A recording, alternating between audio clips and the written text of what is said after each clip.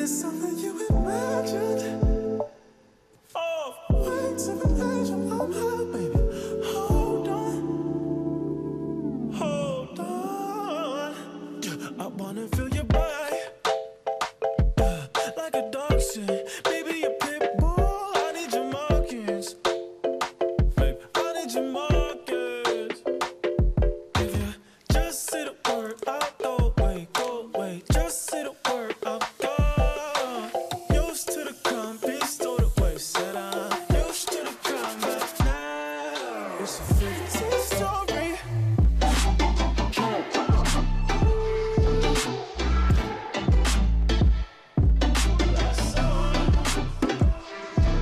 It's a 15 story.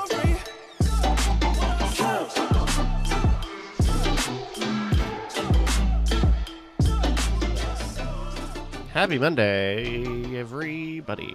Yo! Hey, guys. Hello. Oh, hello, friends. Justin, I'm assuming you saw this, but did you know what you did? I've not seen this, but you were on the news. You made the news.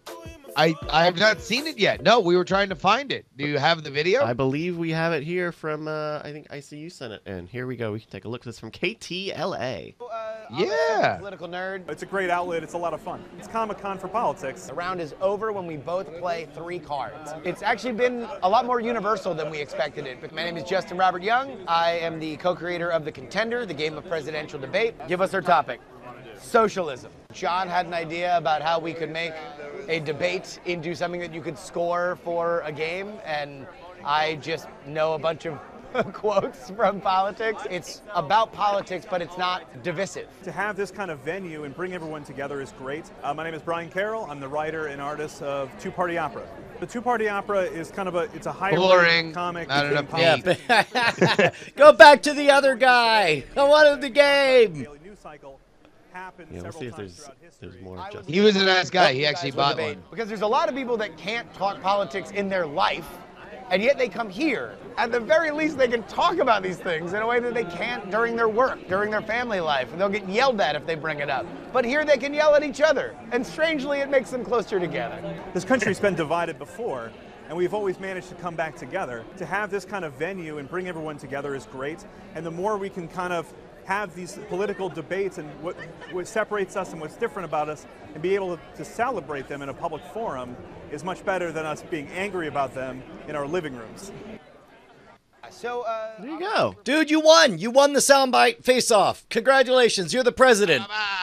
You want to know why? Because the cameraman who was dispatched there without a anchor met John in the security line, and they hit it off, and then he was like, all right, I literally don't care about this, so I'm just going to come on out and bang out as fast as I can. And so we interviewed us and the guy literally next to us, and then Dude, went that's back great. to KTLA to edit it up. By the way, that works as long as you deliver the goods, and that you did, my friend. That's a good point. Like maybe for after things too, we can talk about how do the media's job for them. Oh, yeah. So some might say you can get elected president. All right, let's see. I got this going, that going. You guys ready to do weird things? Ready, I think ready, we can ready. do that. Are you good, Andrew? Ready? Okay. Actually, I'm not. Okay. Then Busted. Although now he's on TV, talking politics. I Now he's hesitate to a type that diva. out, though. I mean, Do you think that's just bandwidth, or? there's nothing I can do about it. Yeah, I Unfortunately. think you're right.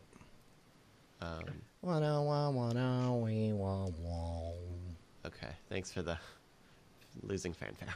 Oh, sorry. No, that was meant as more of sort of a middling. What are you gonna do? Wee-wee-wah-woo. Is that good or a bad thing? It's like BoJack Horseman, like the show he was on. The kid, the boy, always tried to come up with catchphrases. Yeah. Zowie wowie. It's more like those totally neutral Rowan and Martin Laugh-In interstitials where it's like, is that a good thing or a bad thing? You just said that's very interesting but stupid. It's like, okay.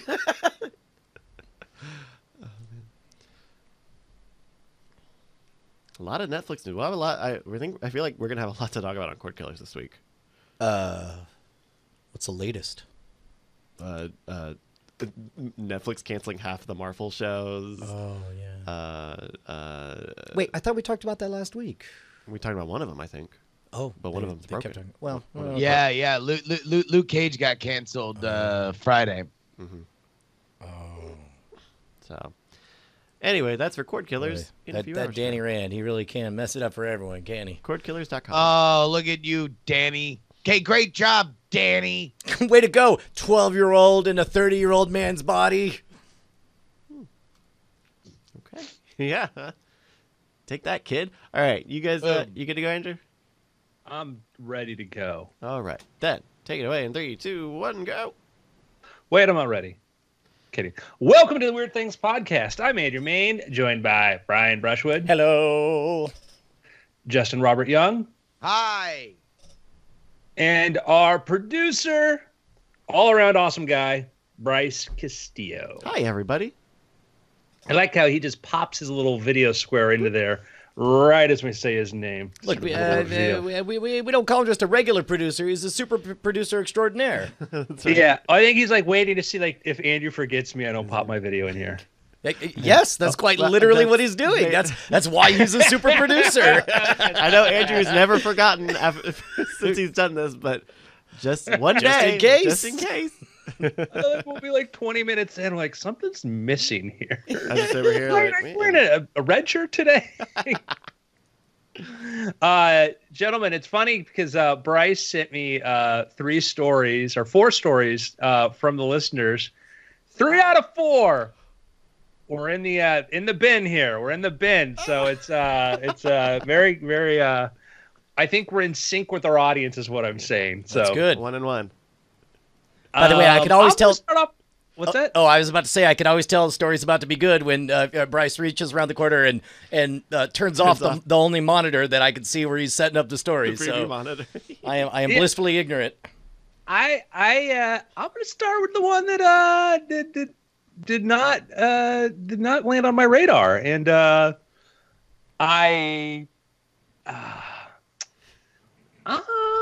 it was brought to us. This was suggested by as a case for Spiro and the Fudge. This is by nice. RJ. RJ sent this in. RJ sent this, and so I don't know if you guys know this story at all. If you don't, it's going to be really, really good. If you do, it's going to be very, very, very short. Okay. So let me pull up the actual story here. Sorry. Snakes. Yeah, the answer is snakes or spiders. Spider snakes. Snakes with spiders for arms that are actually ghosts. That's the answer. Yeah. Lock it right. in. Lock it in. But also, So, here we go. The prequel that this is how they made a goblin for the first time. That's right. That's right. All right. No. Wrong. This is a crime story, gentlemen. It's crime. We need Spiro and the Judge on. Spiro and the I Fudge. like. Spiro and the Judge. In fact, you know what? Normally it's Spiro and the Fudge, crime-solving police, but in this time they're not around. So there's Sparrow and the Judge. Judge. No, well, it's only because Spiro was kicked off the force for being weird and had to re-enlist under another name, and the Fudge eventually was elected a judge. So and they're the now same he's being- people. Same people, yeah. Okay. But Sparrow and the judge. So Spiro insists his name is now Sparrow. Yeah, but maybe- it's really maybe just Spiro with a mustache. Or I would imagine he's wearing like the crow makeup. He's like, no, I'm no longer Spiro. Now I'm Sparrow. I'm Isn't here it to a little solve derivative? crimes. but with like glitter. All right, hey, listen up. In my mind, every time he addresses the Fudge, I want him to be corrected about your news station in life. Listen up, the Fudge. We got to go solve a crime. Okay, number one, I have no idea why we are being dispatched. I'm now a judge. I need to be back in my chambers to rule on cases. But whatever. I guess we're here. Yeah, no, I have look- to do my due diligence.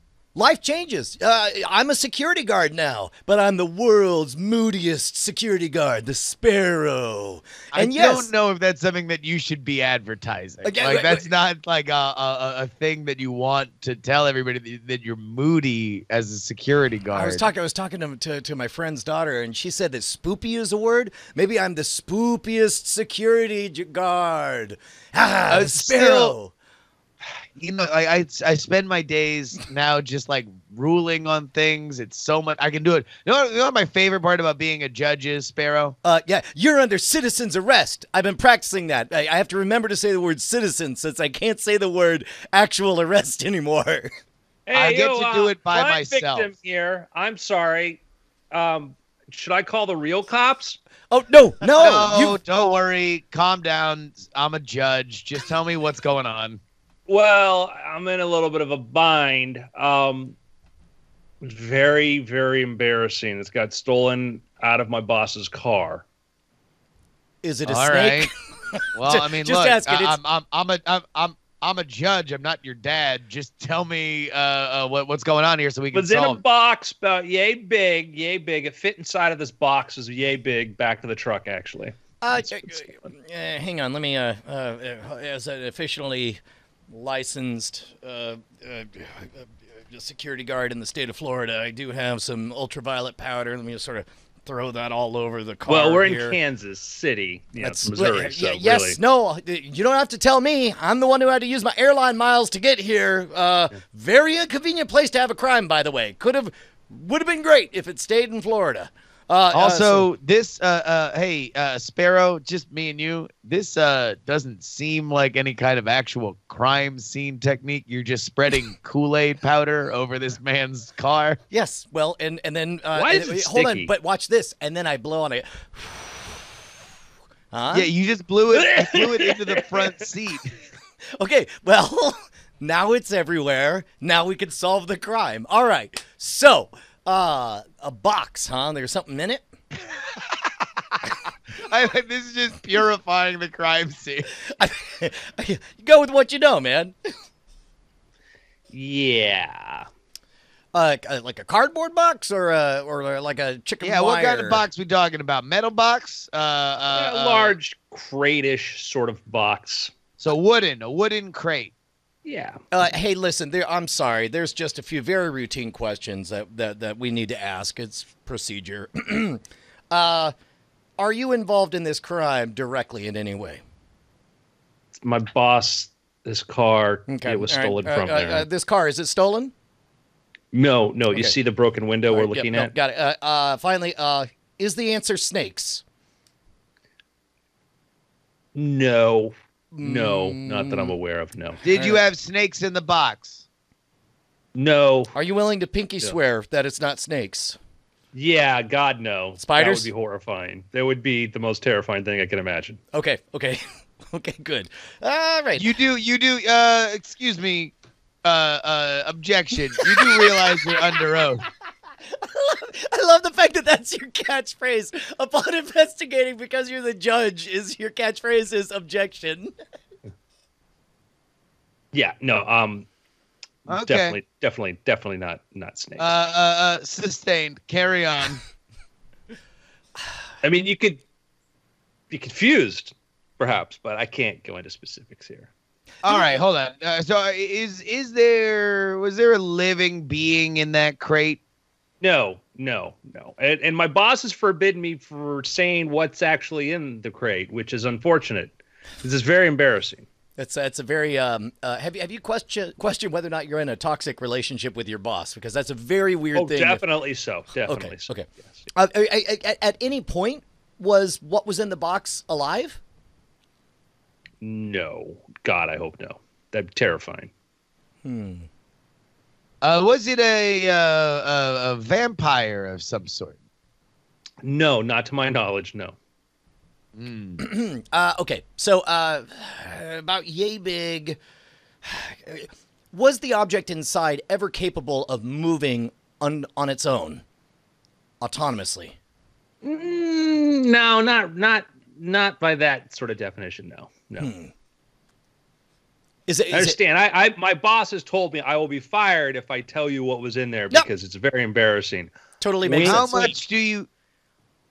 Oh, was it? Hold on. was it Sidebar. something Sidebar. That was Judge. all right. Judge. Sidebar. Sidebar granted. Judge. Did you notice Yeah. the way he winked at us when he mentioned the word embarrassing? I think I think is it something that might be sexual or scatological in nature? I mean, what else is there to be embarrassed of? I'm just over here winking. I think it might be something Now, sexual. like I said, guys, I have no idea about your private conversation. I don't want to step into your judge's chambers, which is this weird little Sustained. pop-up tent you have, a My Little Pony tent. But that's not my business. Like I said, if my boss is listening somewhere, I will not tell you what's in there. But if some trained investigators manage to trick me into revealing details, Yeah. who am I to blame? Okay, hold on, real quick. The judge, is my makeup? Does it look like spooky enough? I know we're real close to Halloween. I just want to make sure everyone. It's really look embarrassing to be out with intimidating you. as the Sparrow. If I would have known that you were dressed like a goddamn idiot, I wouldn't have worn my robes.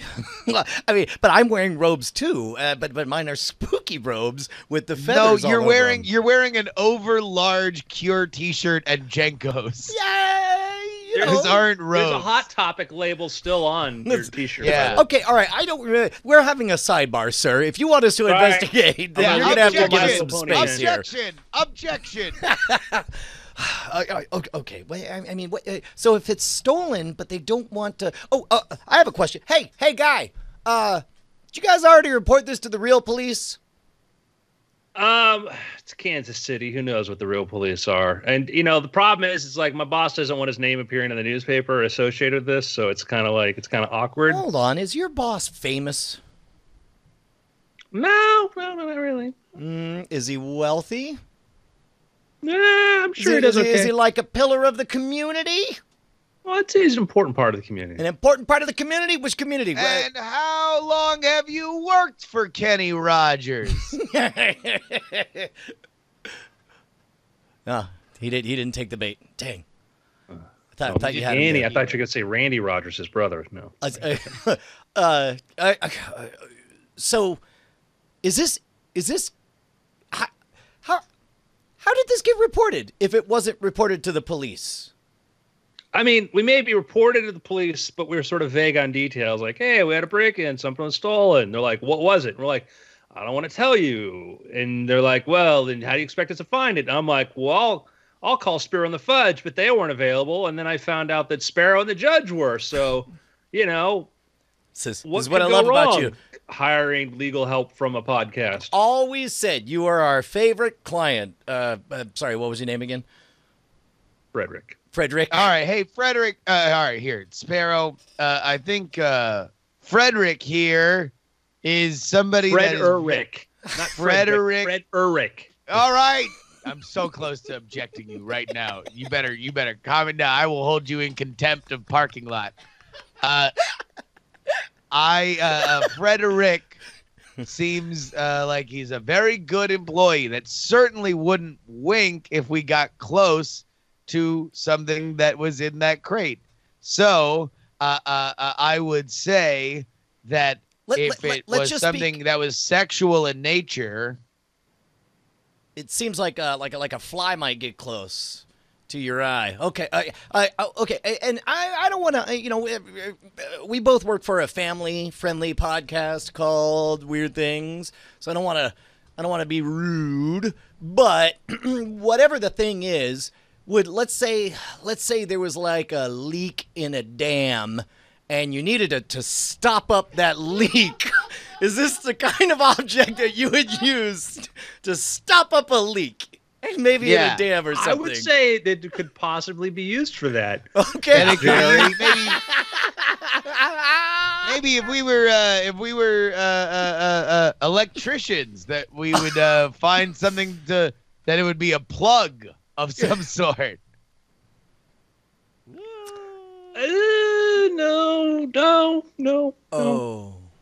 No. Here's a question. Was it many smaller things in the box or one really big thing in the box. Wink, wink, wink, wink. One really big thing.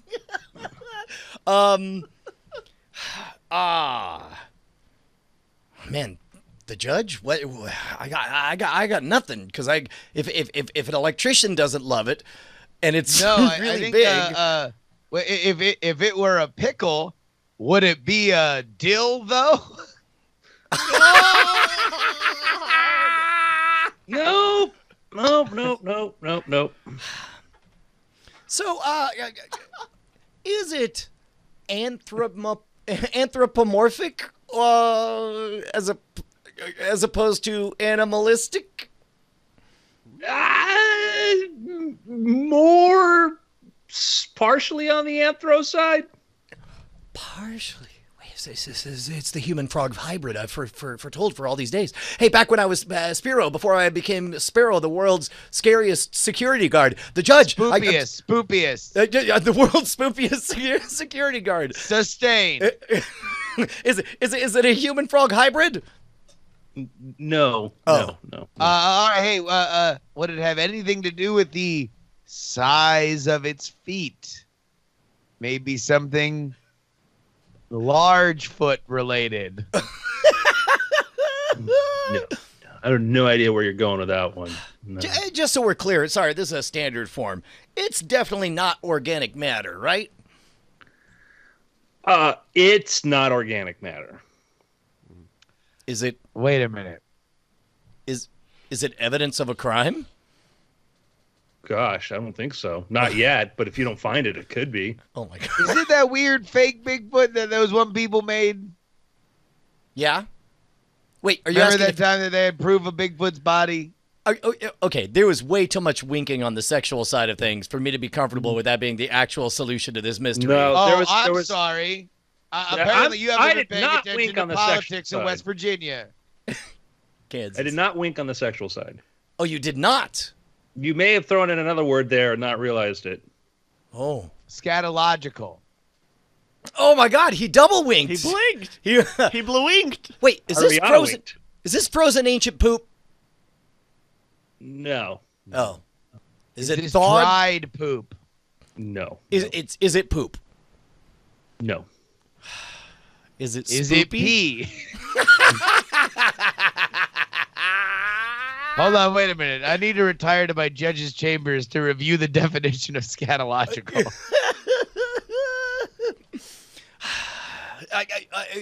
Is this an artifact of historical importance? Either to Not yet. Not organic matter. Wait, was it a giant plush poo emoji? Not a giant plush poo emoji. Was it just a poo emoji? Answer the question. You're under oath. I would say that 2 out of those things are wrong. Emoji. Giant poop emoji. Well, I'm gonna guess emoji is probably not a strong contender to be right. I'm going to guess give you prayer hands to that. giant has potential, but he also said Oh. Giant. Oh, you missed he it. winked at giant. Winked at I mean, giant. he didn't audio recording of this. that's, oh my gosh, whoever this guy's boss is should be real proud of how good this guy is at helping us solve a mystery without helping us in any way. Wait, is it a fake butt? A giant fake butt. Or is it a giant real butt? No, it's not organic. Is it a giant Not fake organic. butt? Is it one of those them giant silicone butts that you can buy? I think Bryce, what's your verdict on this? I would say that they are close enough. They are in the right ballpark, so to speak. Wait, is it a baseball butt? I would give it to them. I'd say that. Wait, they're- is I'm it a- ready to make a ruling. I'm ready to make a ruling. You asked Bailiff, me. please reveal what this was. Stolen, Kansas City. Bryce, you explain what it is. Okay, so we could. So Officials at the University of Kansas Cancer Center don't know what happened to their giant inflatable colon. Oh, of course. I did see this story. Doggone it. This was like at public events. They would throw it up there like, this is what's in your butt. Take a look at this. It's illustrated with different types of colon maladies. It is valued at $4,000, taken from the bed of a pickup truck parked in the Brookside area of Kansas City. You guys got me good with the fact that it fits into a yay-sized box. I wouldn't. You don't think of something as big as a rainbow. As a fitting in gigantic box. inflatable colon fitting in the back of a pickup truck. And yet, There they are. Malignant polyps, Crohn's disease. for those of you who are just Regular listening polyps? to us, we are watching a very, very nice man walk through what looks to be, what would you say, that's 7-8 foot tall, the lower end of the... To be honest, he colon. looks like the very first person to show up at Dragon Con, and he's excited to be there before everyone else, and just is showing off his booth. Also, it I think also it's, appears to be in service of a program called Get Your Rear in Gear. no. Yeah, look at the little like advanced colon cancer tags. Also, in I the didn't bottom know that right Brian corner. Dunning had an older brother. That's pretty amazing. But so God. officials well, don't that know was where this awkward. is still. If you have any leads, please call the Kansas City Police. No, Man, I'll or tell you call what, Sparrow. there's going to be one black market quinceañera that's going to be lit in the Kansas City area. Also, if you have a lead, quietly spend up to $1,000 on it, and just get it to us anonymously, and let us be the actual heroes that just say, "Hey, man, We found it. ladies and gentlemen, we got him." Or her. It's not really specific. We have found to a permanent end the inflatable colon. We followed all the leads and all the way to the end, and here we are. Well, folks, there's one way that you can continue to fund our search for the real colon, and that is by going to patreon.com/weirdthings and donating to our show. It's how we keep this show going. It's how we make sure that we carve out time, no matter how much we got going on. We're rocking and rolling here each and every Monday, thanks to you guys. Hey, that was one of the better former. I like that we've evolved the characters of Sparrow and the Judge. They've really come a Yeah. long way. Really evolved, Brian. It's, Yeah. it's, Sustained. Hey, speed round. An Arizona man fell into a mine shaft, broke his bones, and had to fend off what before being rescued days later? possums. Curious badgers. I mean, so I would immediately think wolves, right? But if it's something where he was totally immobile, it might be something a little bit more off the beaten path. Oh, something Maybe that, like it's more just salamanders. annoying you or something. You said this is a mine shaft, right? Chuds.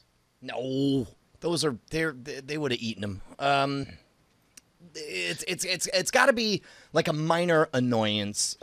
Bats? Yeah, maybe bats. I'll go bats. Is it snakes? Snakes! Three Ah, doggone it. rattlesnakes. I forgot. Speed round. How about this? You're like, hey, I'm going to go for a walk. Oh, I'm kind of dehydrated. This sucks, right? Oh, God, I'm falling. No, this sucks. Oh, I just hit the ground. Oh, that sucks. Oh, I got two broken legs. Oh, this sucks. Oh, how does it get worse? Yeah, Do they say what kind of snakes it is? Because obviously, like rattlesnakes. Rattlesnakes. it was rattlesnakes. Yeah, Man, you ain't got a choice rattlers. with those. You got. Do you think he just threw rocks at them, or actually like Don't go into grab him and details here. snap the That's the neck? thing. Do you think? I think he killed one of them and then used it as a whip on the other ones. Oh my God, that would be amazing. Snake whip. That would be amazing. Yeah. Or would have he strangled the other ones with it? Yeah. Oh, God. and then he made a little snake noose. And then For they snakes. made like a snake bodic armor out of all the dead snake corpses and used it to ambulate around. Could happen. So, yeah, nature's scary. Nature is very, very, very scary. This guy, I put this in the list. I wasn't sure if I wanted to do the story, but somebody else brought it up. And By the way, that's how you know that you trust MSNBC, because they begin their legitimate news stories that way, where the anchor often will say, "I did not want to do this story, but somebody put it on the list." So, yeah, and here Matt we Drudge are. made me put it out there. Just because it's one of these things that like people are like, oh, look at this, and it's like, no, it's nothing. It's like a Chinese town is looking into launching their own artificial satellite to replace their street lights, right?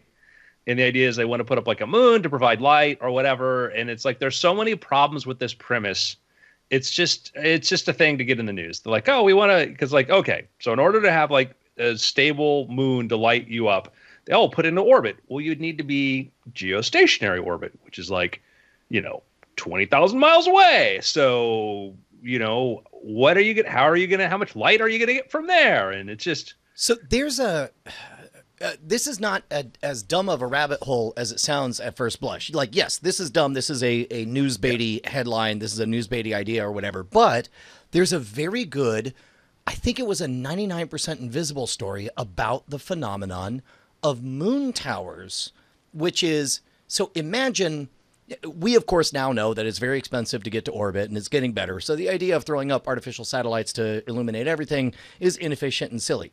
But there was a time 150 years ago when it was more cost effective to, rather than wire up an entire grid, to just put up one really high tower that was bright enough to essentially replicate the light of the full moon. And it had real social and substantive benefits, including, reduction in crime, safety. You could walk without as much fear of bandits from place to place or whatever. And they still exist scattered throughout Austin, Texas. So I'm going to say yes, 100%. This is dumb today. But 150 years ago, the core idea of it isn't as dumb as it sounds now. If your goal is to, hey, why do 100 tiny lights when we could just do one light that generally illuminates everything?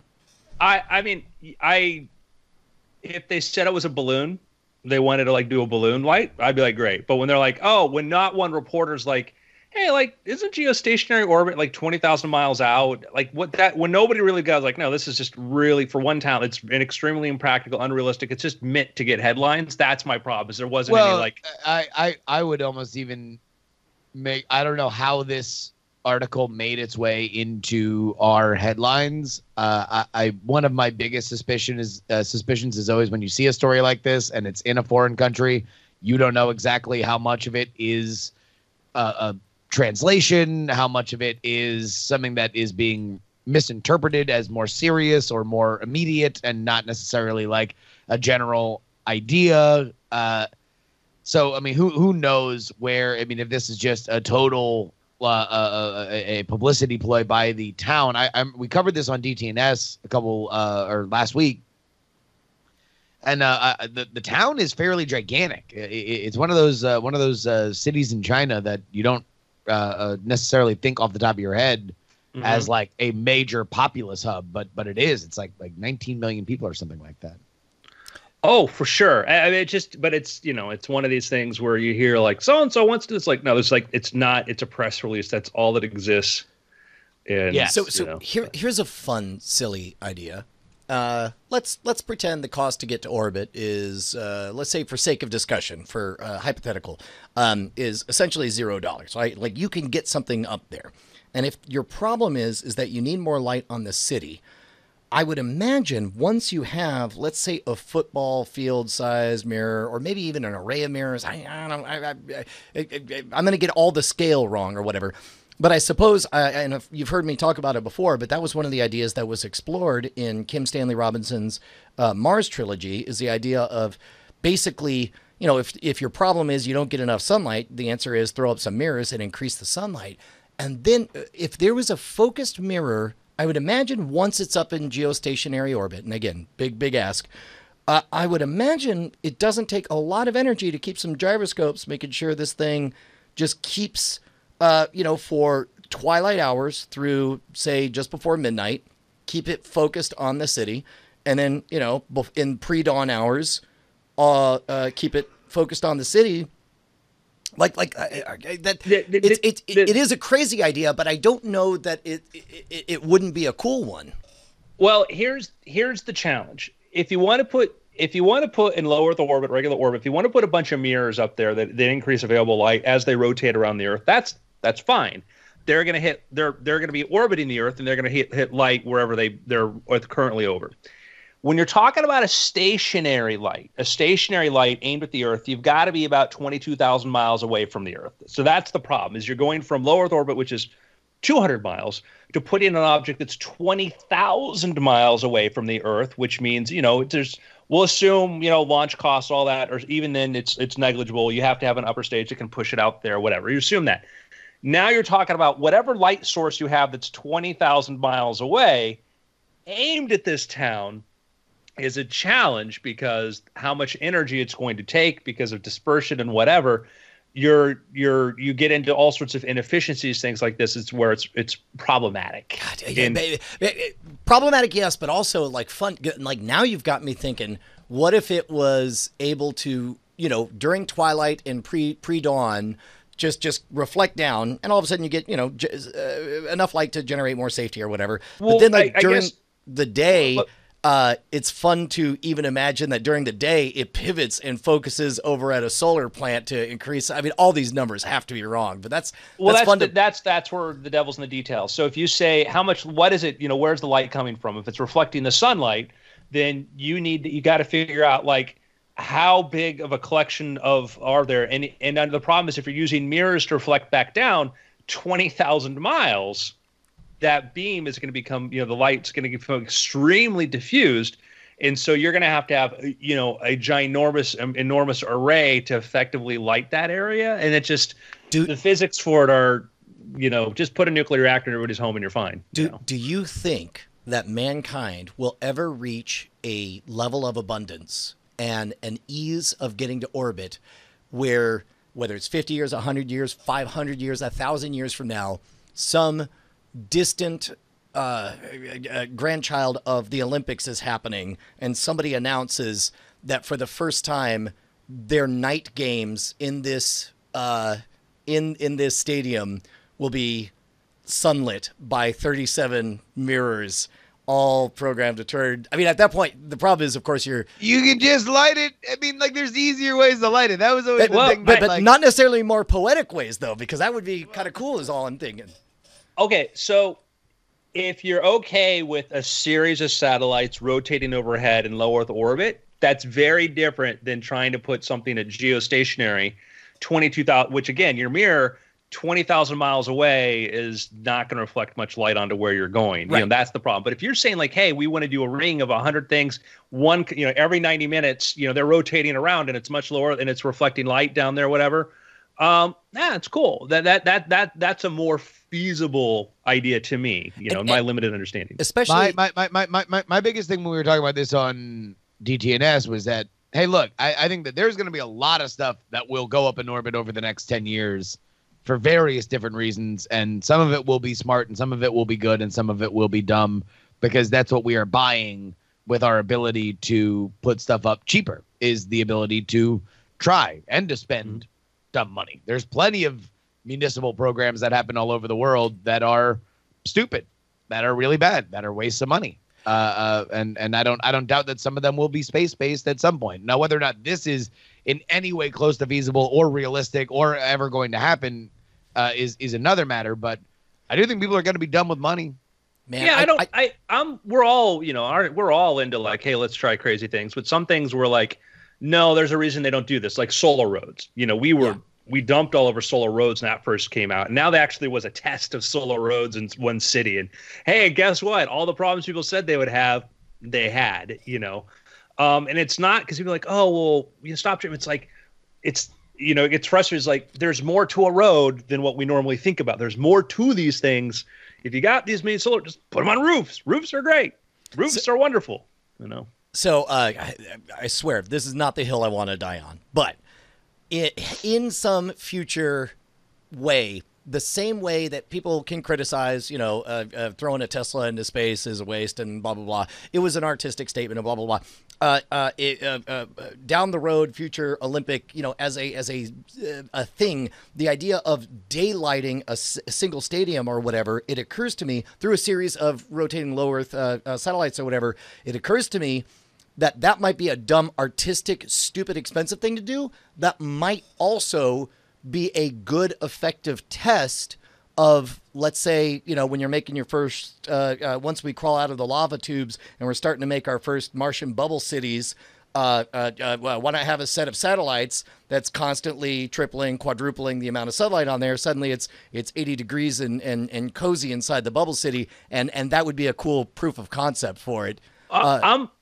I'm not against the rotating one, the ones that are orbiting, the low Earth orbit or whatever. To me, that makes sense. It's just because it's like you're 200 miles up, you can get a much better ratio of what you're doing. It's just, when you look into there was a lot of talk like, oh, we should do space-based solar, which sounds really cool. But that you look into it, you're like, okay, I got to have a collector on Earth. Then I got to take that power. I got to send it down to Earth where I have to have what? A collector. And if I want this thing to work 24/7, then I've got to have multiple collectors around the Earth as this thing stays its position or whatever. And I'm not saying we'll never get to that point and there won't be applications for it, but as a big solution to the energy problem, it's a way more complicated problem than a lot of people realize. They're like, oh, we'll put solar panels in space. Like, okay, how do we get the power down here? Well, we beam it down as light. Or microwave radiation, essentially microwave. make a death ray that we can send down lots of energy to the surface. Or they the proposals now are like very massive antennas, running wiring across kilometerized areas to beam the power down. You're like, that's not the cool part of it. But there might be, somebody may come up with some brilliant idea of like, hey, what we can do is we can actually use these solar panels to generate antimatter and we just drop it down in a capsule. I mean, who knows? I'm not saying, no, not going to happen. But but certainly this is definitely an attention-grabbing, cheap shot headline. Yeah. So let me show you something else that's kind of cool, though. So my girlfriend and I went last week. TechCrunch does these conferences and stuff, these meetups. They had one on AR, VR at UCLA. Which if you want to hold an event, don't hold an event there. it's like, that's like, hey, time for lunch. And there's it's middle of the school year. And there's like thousands of students in the eating area. You're like, oh, all right. UCLA, it's cool. Anyhow, they had some cool presentations about, current state of AR, VR, whatever. One of the companies that presented, which is kind of I've been following what they've been doing. They've been working on tech for smartphones for sensing the environment. One of the things we've seen when we've watched AR demos is you can have a cool thing floating in front of you, but then if you put your hand in front or you're watching a game, it just always stays in front of you. What this company is doing, 6D AI, is they're building using software that senses the environment all around, and then it builds a map of it so they can do some cool stuff, like the objects can interact with the environment and they can actually go behind. Like if you have something like, so we're watching an example right now of like a little dragon floating. It just landed on a rock. It's going to land on the ground. We're watching a chase after a ball. This was from the developers' demos. And you can see this thing, but we'll see some cool demos at some point where they just threw a ball behind a box. Oh. And now the dragon went behind the box to fetch the ball. So, how long until forgive me, I can't think of a better word, but how long until this is useful, like in a daily kind of way, do you think? And that's an unkind word that is, because we're obviously all big believers in, we're going to figure out something extraordinary to do with all this, but how far off do you think that is? I think it's a very fair question, because part of the problem is, we run into this, we see these demos that are cool. And my big gripe is like, when VR came out, I was like, I don't need to see another concert or skate park demo in VR. Okay. If these are your demos, this platform's going to not succeed for a while until the hardware gets better. Now with AR, it's like, I don't need to see another app that puts furniture into your house and shows you what it'll look like with furniture. Like that's not going to sell it. I've been playing around a lot of stuff, a lot of this, some of these development kits, the tech, looking at this sort of stuff, and it's really cool. And I can show my friends some cool stuff. At the end of the day, you hold up your phone and go, hey, look at this, is cool. And it's fun for 30 seconds. And then you're done. Systems that are more integrated, like, the Pokemon Go, things like this, these are more fun, but you don't play them because they're AR. The AR is part of it. And we're going to see that creep fiend factor of more from, like Snapchat has their lenses and stuff where you put stuff on your face. And we're seeing more of this sort of in the background make its way into there where you don't overtly think, hey, it's an AR app. I think that, we're going to see it happen a lot of different ways. And, there were some companies that were cool. There was a company, man, I have the card over there. They have a really cool, box that shows 3D images inside of it and stuff. And their company's working on projection stuff. We've talked about projection mapping, but imagine projection mapping in your home. But I think the killer hardware in the short term is going to be glasses. It's going to be spectacles or whatever Apple's working on or something like that. Not the big thick HoloLens versions or what, Magic Leap showed, but I think the thing you put on your face and it doesn't hurt your face. The closer it gets to feeling like headphones for your eyes, the better will be, because essentially that's what we have right now is we have AR, we have audio AR, where we are able to function and drive and shop and live in our world with these, if you have the right or lucky enough to have the AirPods fit in your ears comfortably. And meanwhile, you have a virtual ghost sitting there telling you all of history's greatest stories, nonfiction, news stories, podcasts, and all this other stuff. Once we get to that with a pair of glasses, I could totally see, we just saw a demo for something where wherever you walk, you cause gardens to grow. I could totally see that as a running app where when you first start, you see the world empty and lifeless. And every time you run, the world gets more and more lush, and you build this sense of accomplishment to where every morning you get up and you can't wait to run a new route so that you can green up some different areas or mark, actual get paid bounties to mark graffiti. Or at least, I mean, I would say if you had an AR app that basically would be able to map out, like, in a place that either or don't know, here's your route for today. Just follow the red, and it'll map out distance, and now you don't have to worry when you're out somewhere else. Here's what's going. I would say the biggest thing that AR can help with now is when people were first asking about the watch, whether or not the watch would be for them. My comp was, how much use do you get out of your lock screen? If on your lock screen, you very oftentimes respond to things, you find it useful, you find it interesting, it's a good way to interact with that information on your phone, then you will oftentimes find it easier on your watch. Similarly, I think there's a lot of stuff on the watch that doesn't need to necessitate what is oftentimes thought of as a rude gesture of looking at the time while you're in the middle of a conversation with somebody. That would almost be better if it's just in the bottom line crawl of your life, like ESPN or Fox News or CNN or something like that. Google thought so. Well, I mean, the problem with Google was that A, that was a garbage piece of hardware. B, it took up in that little stupid little picture-in-picture screen in the top of your vision. It would just blink, and now all of a sudden I would know whether or not the Pirates scored.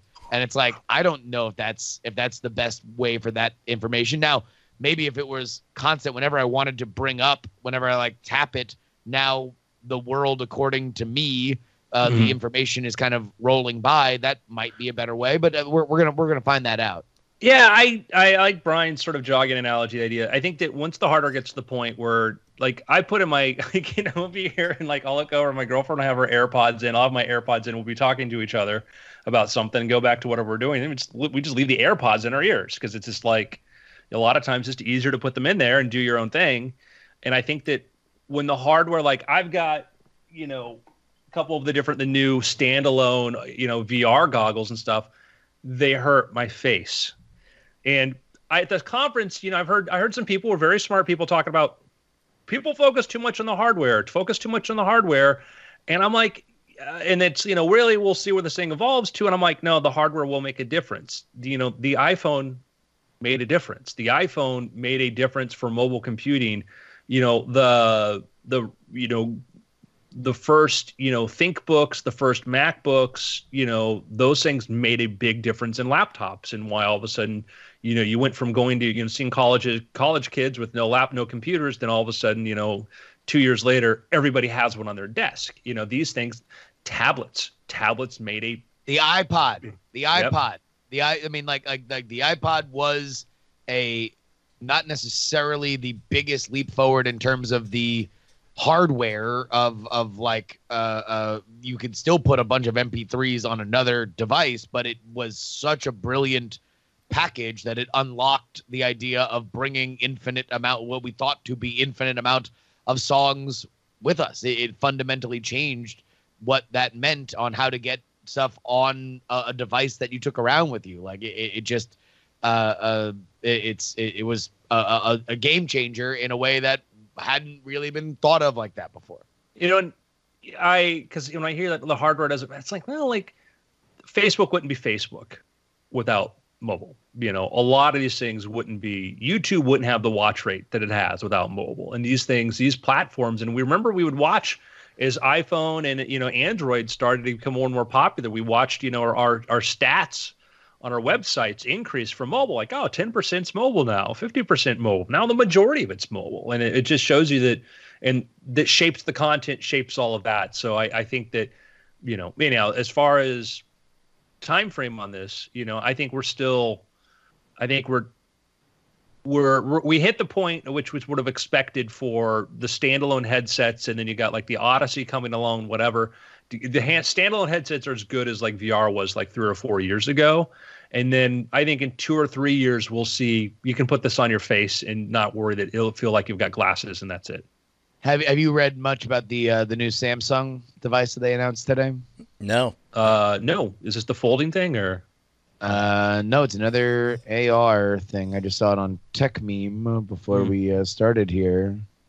Samsung Odyssey Plus VR headset, 1233 PPI, and apparently they have what they say is a new technology that would get rid of some of the screen door effect. Yeah, great. The screen door effect is part of it, and to do and that's the big thing. And now like all the VR people are into AR. Like you look at like now like there's big AR push. Some of the other companies, a lot of them like now we're pivoting to AR, which is fine, but it's like VR is still will be ginormous and huge and all that.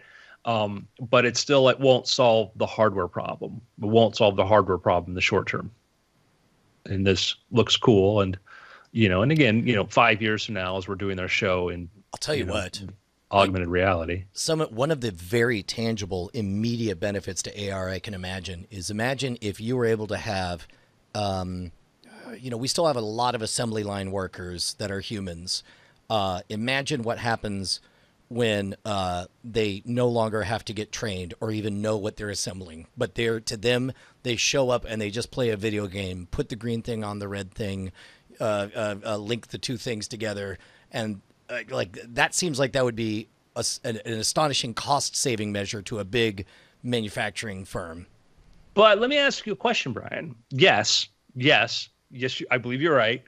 How long is that window between, hey, we have this thing, and now because we have this data and we're able to do this, it's really easy just to have a robot do the thing? Well, I mean, especially when what they're doing is assembling the robots that will replace them. I mean, certainly, there's those factors. But in the to answer my question that began this, 15 minutes ago, what is the right now useful thing for AR? I would say that there's, in terms of infrastructure, let's say you already have 10,000 assembly workers, you have 0 robots.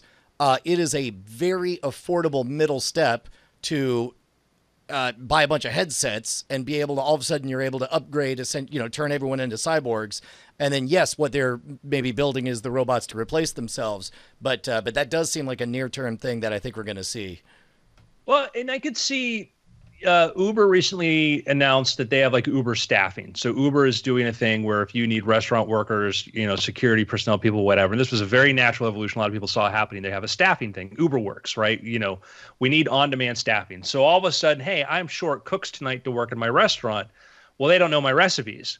Well, guess what? Put on, the Schwood VR, Right. Schwoodar, and all of a sudden, you're in it shows everything in the kitchen is grab this, do this, do that. Like, absolutely. Or to you, you're literally playing a human simulator or whatever, and it's just telling you, like, grab the thing, put it in the thing, a bonus points. And then meanwhile, you're cooking for Chili's and don't even know it.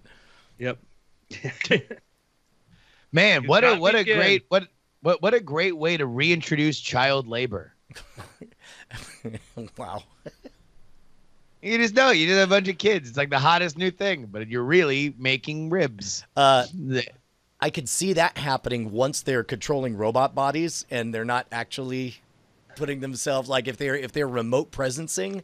Yeah, it's like to them they're just playing an yeah. app. You have little robot avatars, and you have 12-year-olds around the world earning coins. Well, and the app is called like earn real money for a real scholarship, so you could go to college just by playing this game. Ask your parents, kids. Yeah. Don't worry, you'll get a VR visit from whoever Holy cow. is making. I am seeing such a twinkle in Andrew's eyes right now. Well, I'm wondering, like, a lot of these examples we go, wouldn't it be funny? And then you're like, I'm wondering, like, I remember like the World of Warcraft gold harvesting, that thing, Yeah. and now I'm wondering how many children's apps have Cryptocurrency mining crypto happening? miners Yeah. built in and stuff. Yeah, that's crazy. When I was a kid, I always wondered, are we doing math problems to program calculators? And I was like, this sucks.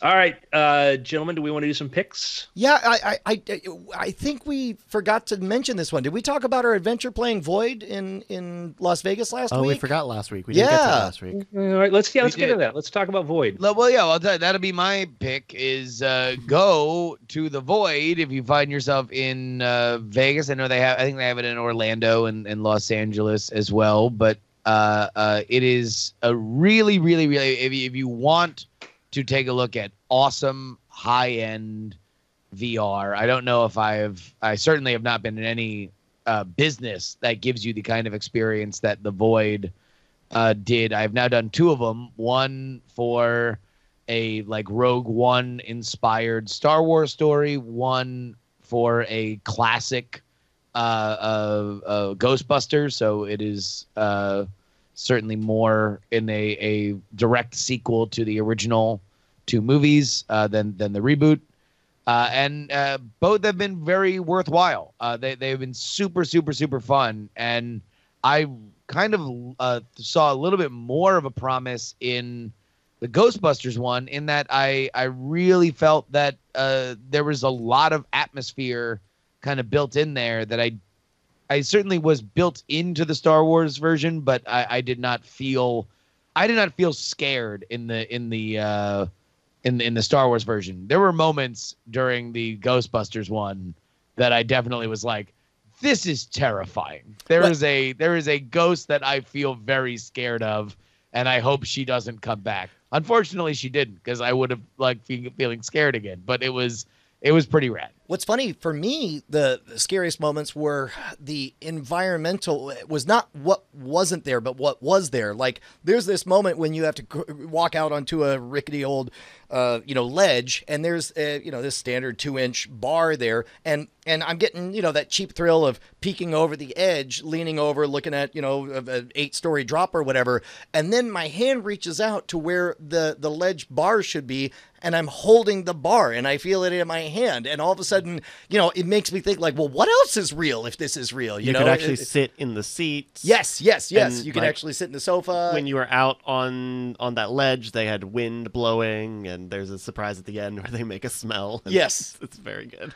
Yeah, so what makes the Void different to our listeners is that you go into a place, the hardware is still Oculus hardware and everything else that you're using, but it's designed for a mobile pack you can walk around in. And they have, when you do the Ghostbusters, like they'll have like they have a venue near me where like they switch it out, and so when it's the Ghostbusters one, there's furniture, there's stuff in there, you can feel the things, you can sit down. So when you reach out and you see these objects are really there, they're just but you're looking at a like at a Unity engine, overlay it, and that's a neat thing. And that's one of the things we've talked about before, where destination based, or they call them location based LBEs. That's the term I heard, location based entertainment, or that's the thing where you can do that. You can do that versus the version in your living room.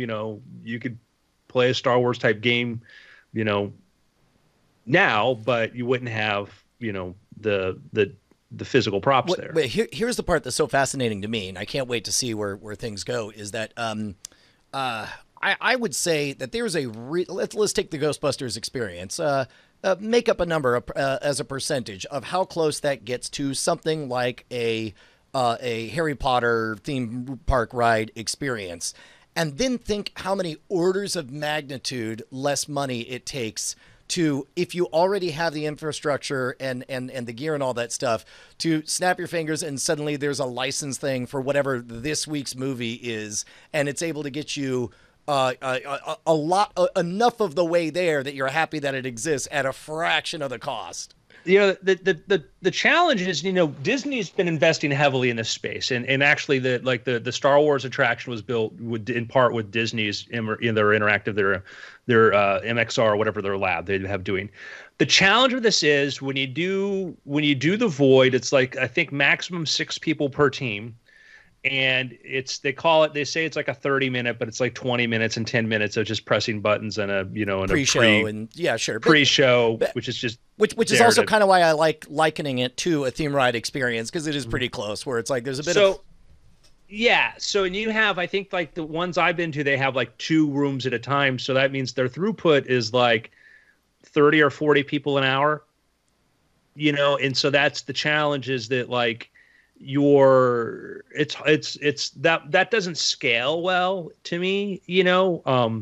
I think the futures are going to be more like, you're going to go, it's going to be like paintball, it's going to be just go get some grungy place, buy the IP, and then I think what you'll be paying for at some point will be just like a park, basically, where it's like you won't even need the backpack. You'll be using your own smartphone and your own set of glasses. Yeah, it's like you'll be paying for like the gym. Nope, nobody's stopping you right now from walking over and lifting up something very heavy. But instead, we pay a lot of money on a monthly basis to go to a place where everything is carefully arranged and it's really easy to lift heavy things in such a way that sculpts your body. Yeah, and I could see us at some point building like we do like public skate parks. Yeah. We have AR VR parks, which have really cool, interesting architectures that are fun to sort of map out, and so. Well, I'll tell you what. If you're pinching my pick, Justin, then I'll go with Business Wars again. I just finished up the Xbox versus PlayStation Wars. It's a fun show.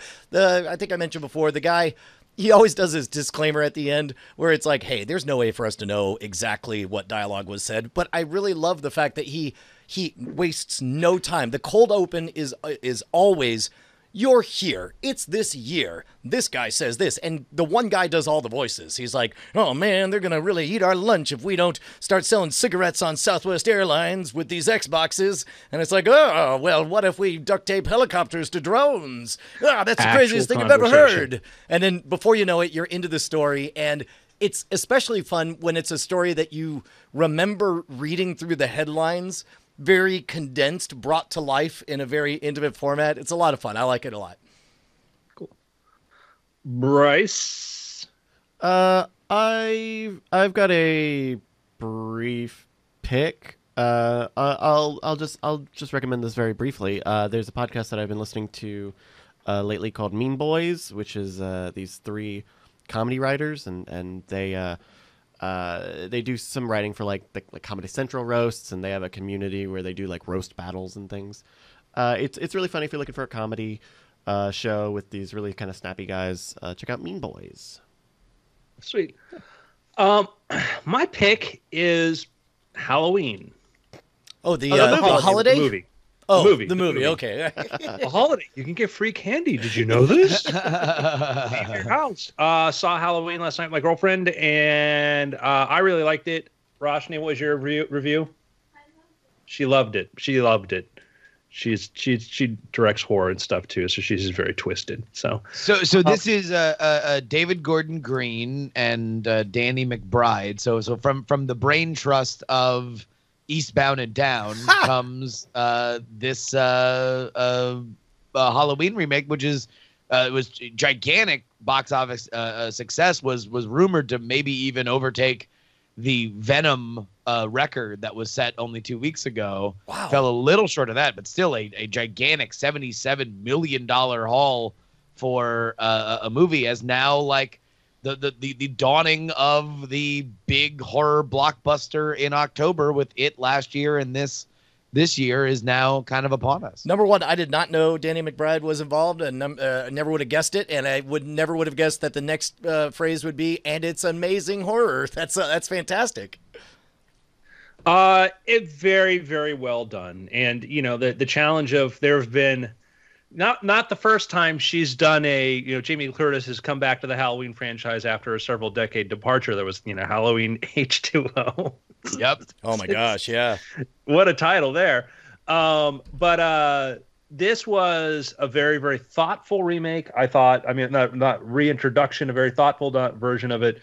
My girlfriend hadn't seen the original Halloween. I'm like, don't worry. I think they're assuming most people haven't seen it, and it's totally fine. I read one review, they talked about it like, oh, it was Mimba Berries. I'm like, no, it's not. Like, I vaguely remember a couple of points from the first Halloween I saw that, but it's not like other rehashes that exist solely free to go, hey, they pressed that button and that button and that button. This could exist as a standalone movie,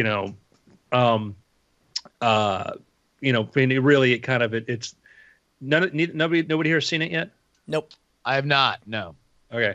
Anyhow, it's very much a movie of its time. So is it worth me going without the missus? Is it worth me just going by myself and going and seeing it? I would,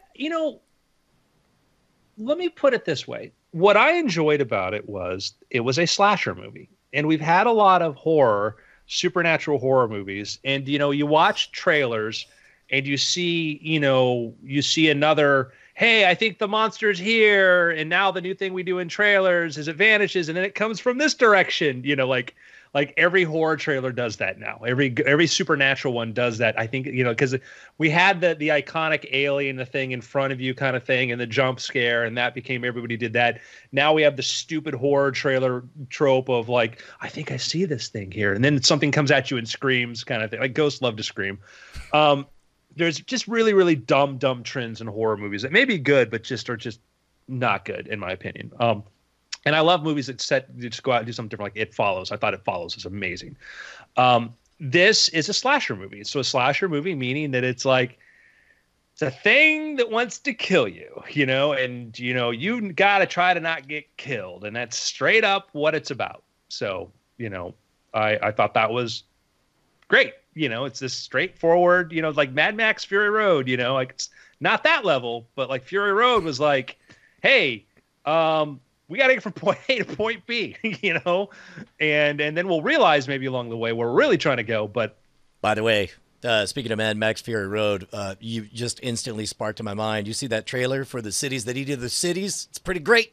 This is Mortal Engines. Yeah, the movie Mortal Engines. Amazing. Yeah, I was down with all the cities eating other cities, and then there was like some other thing about like somebody's family or something, and somebody tried to stab somebody, and I was like, hey, I'm sure that's crazy, man. But where are these cities? How are they gonna? I want London to eat Cincinnati. It did seem an awful lot like it's like, well, let's pretty much show you the majority of the story of the movie. I mean, of course, that's nothing new in trailers, but well, no, it's just like it's one of those things where I guess it's based off books, and I guess it's a YA adaptation. I mean, it looks gorgeous. Feels like a video game. It looks crazy, and I'm sure it's good. I just was like, I don't know. I don't know if I want to see. I don't know if that's the story that I would be. If it's like the premise is like these cities are eating each other, I don't know if the premise that I would immediately jump to is like, yes, but what's a young girl's journey in all this? Like I would be Yeah, I guess I just assume, and we'll find out when the movie comes out. I just assume the cities reflect the character of their leaders, and that really what we're watching is giant Voltrons battle each other and eat each other up, and there's good Voltrons and bad Voltrons. And I guess that's the thing is I didn't see a lot of that in the trailer. I saw a lot of a young girl trying to get revenge for her family against an evil guy who runs one of the cities. And I'm guessing that if you want to hit those 4 quadrants, that you would lean very heavily into the young female part of the story. I think it's a book. It's a book series. Yeah. Like where the it is a like, hey, what if we had Hunger Games, but it was about cities eating each other instead of whatever. I'll tell you what, actually, you just made me even more excited as I realized that there's a greater chance that my daughter's going to be into it thanks to that whole angle of the story. That's pretty good. I don't know. I mean, I want to be delightfully surprised, but I don't. The YA Fingers crossed. fantasy.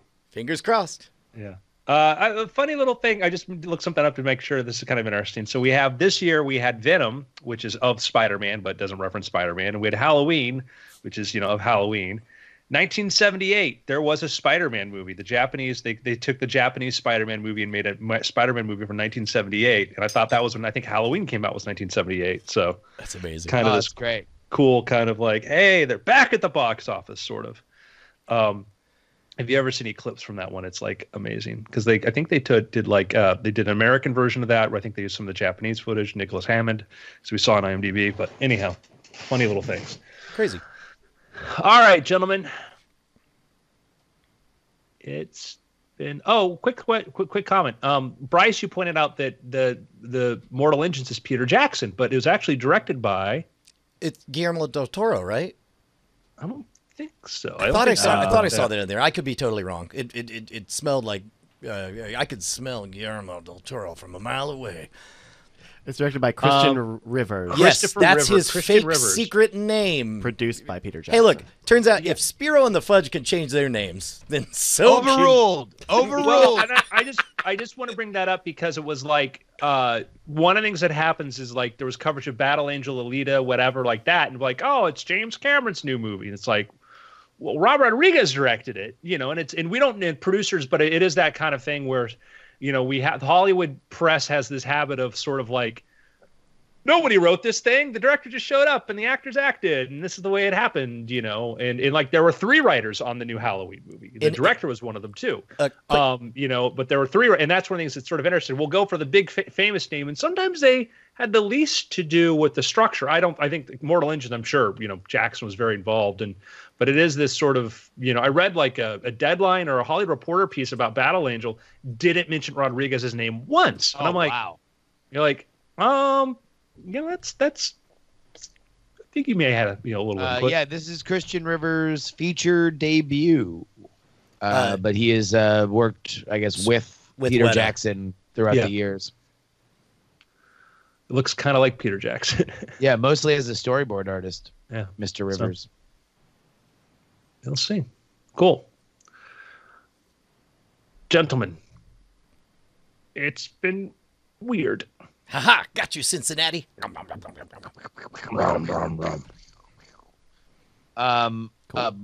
I'm going to have to take my leave because I have DTNS today. Oh, okay. All right. Then I will be right to make sure the kids are... So I will see you guys later. Yeah. All right. Get out of here. Peace out. All right. Well, we'll just listen to a little bit of music here.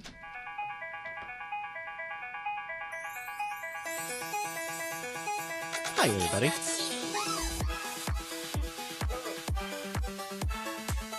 Oh, still getting over being sick. Vegas got me sick. I think I will probably be all cleared out by the time we go out to San Jose for an even bigger convention. But yeah, TwitchCon is coming up this week. I think we'll be there probably Friday and Saturday, basically. I don't even know if we're going to be at the convention. I'm sure we'll be there Saturday. I don't know if we'll even be on the convention floor on Friday. But that'll be a good time. If you're going to be there, check it out. We're doing a panel. The panel's called The Leftovers. It's on Saturday at like 3 o'clock. I actually don't know what it is. But you can find it on the panel schedule. I don't know if they're streaming. I don't know if they're... this is super weird, but I don't know if they're streaming our panel or not. I don't know if there's specific like streaming rooms, or maybe they've got a channel. I don't know. I don't really know. So I don't even know if there will be a live stream of it. But Saturday, TwitchCon. Look for the Leftovers panel. Yeah, I should probably book us a hotel for that. Yeah. Do we have like tickets and stuff? We do. We do have tickets, but Okay.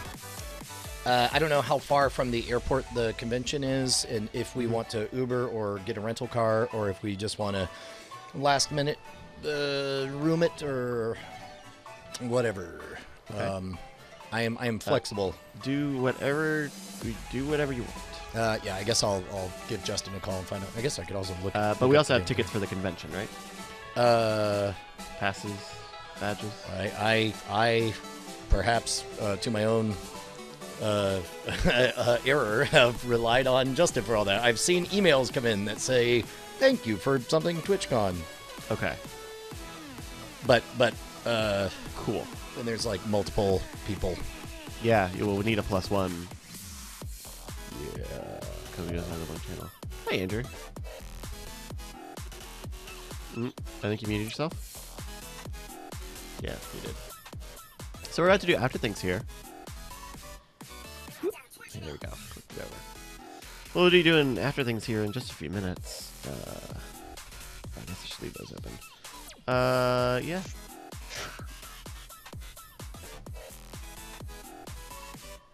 Yeah. I'm ready whenever you is. Oh, here we go. TwitchCon speaker. Complimentary ticket code. This is a one-time use code, so I will have to forward to Justin a request. If only he was connected with the folks over at Twitch. Okay. These are good sentence fragments. We're getting almost the whole story. Almost the whole story with Brian Brushwood. I think you could put it together. I have one code. I am acknowledging that we need more than one code. Right. I am But I think- emailing Justin now. I think when you use that code, it might let you say +1. That is my little understanding of it. Okay. Well, In any case. even if that is the case, we'll need, since we're bringing 3 folks over, Oh, we are? well, it's you and me and Mike TV, and then also Justin will be there with Ashley.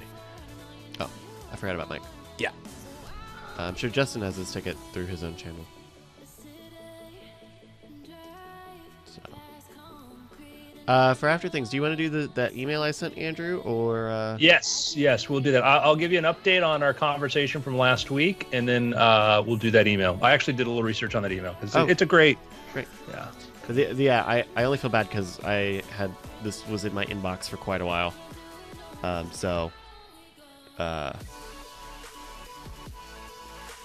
Not exactly timely advice for Ken, but good advice, I'm sure. Yeah. Especially if you've done some research on it. Okay. Ready.